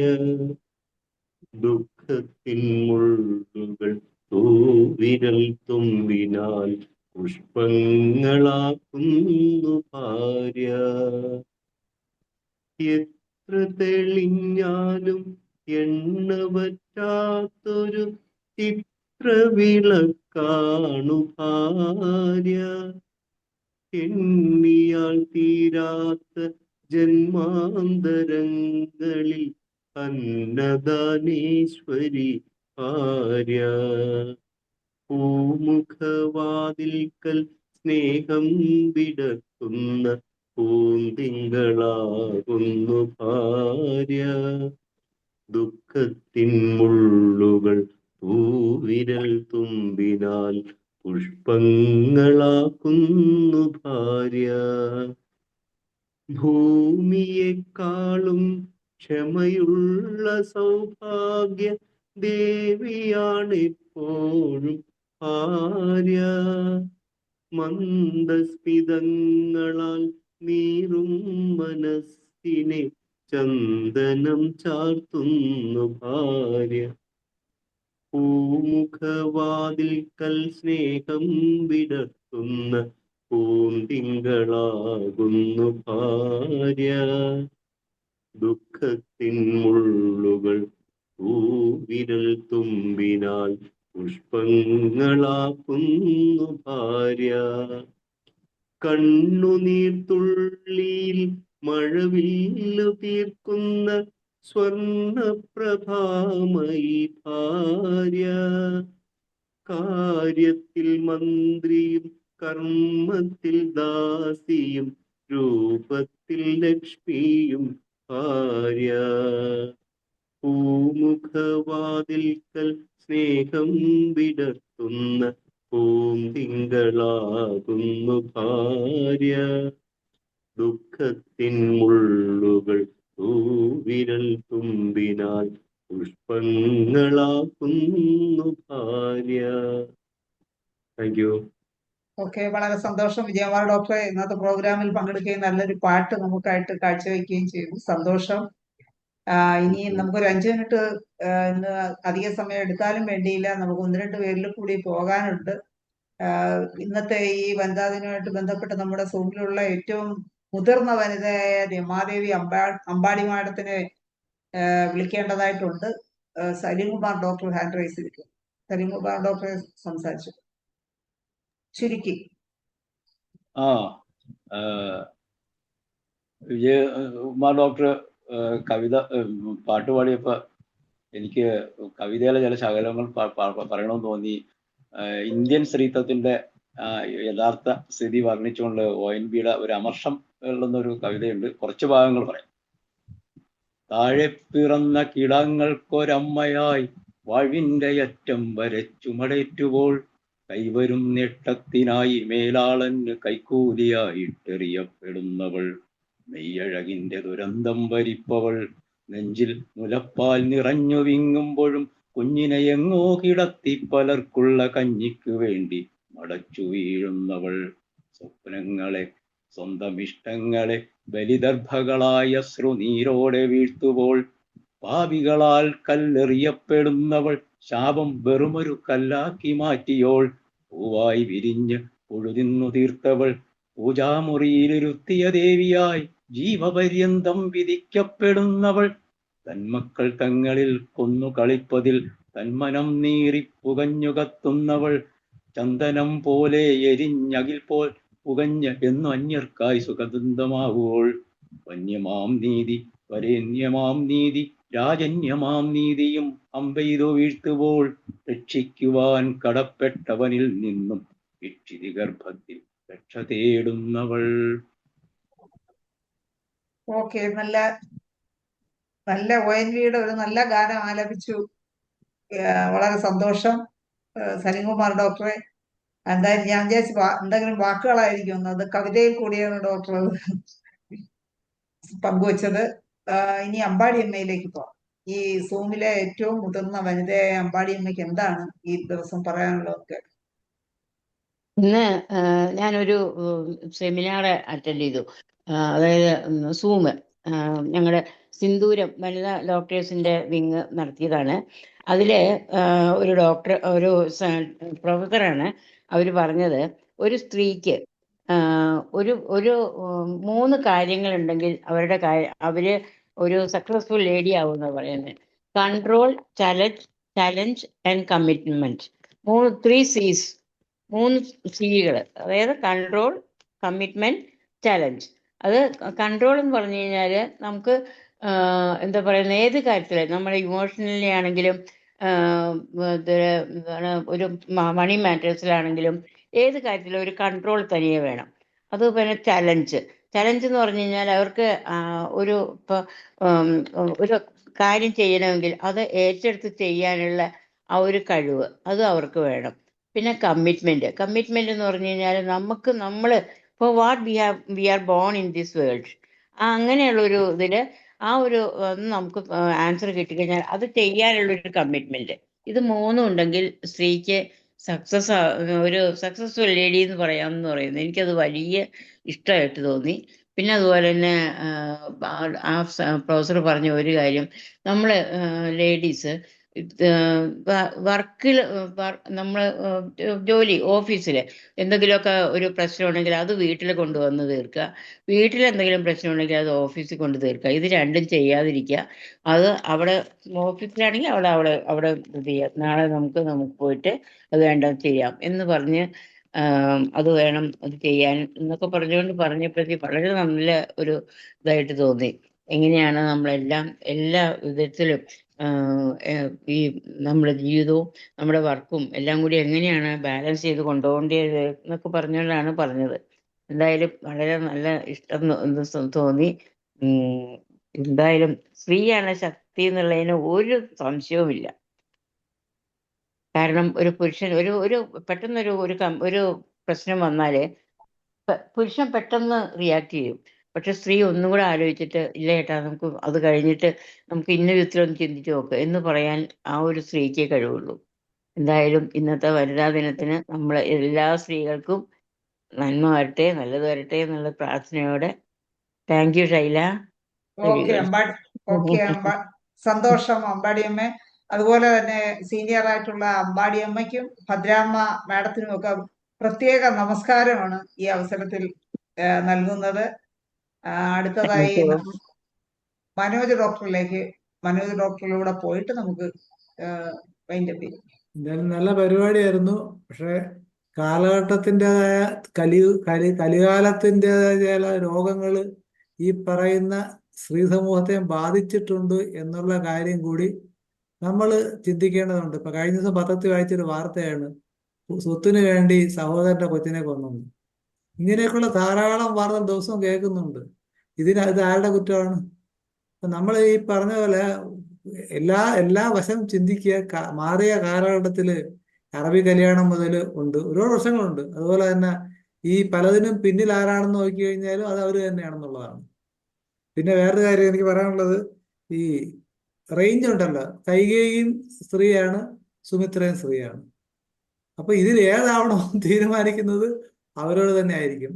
എന്തായാലും ഷാരൂഖാന്റെ പ്രഭാഷണം വളരെ നന്നായിരുന്നു. ഈ പരിപാടി നന്നായി. വിജയകുമാരൻ ഡോക്ടർ പാട്ടും ഷാരു ഡോക്ടർ അവതരണവും എല്ലാം ഭംഗിയായി. ഇനി നമ്മൾ ഹേമ ഡോക്ടർ നന്ദിയും കൂടെ ആവുമ്പോൾ പൂർത്തിയാവും.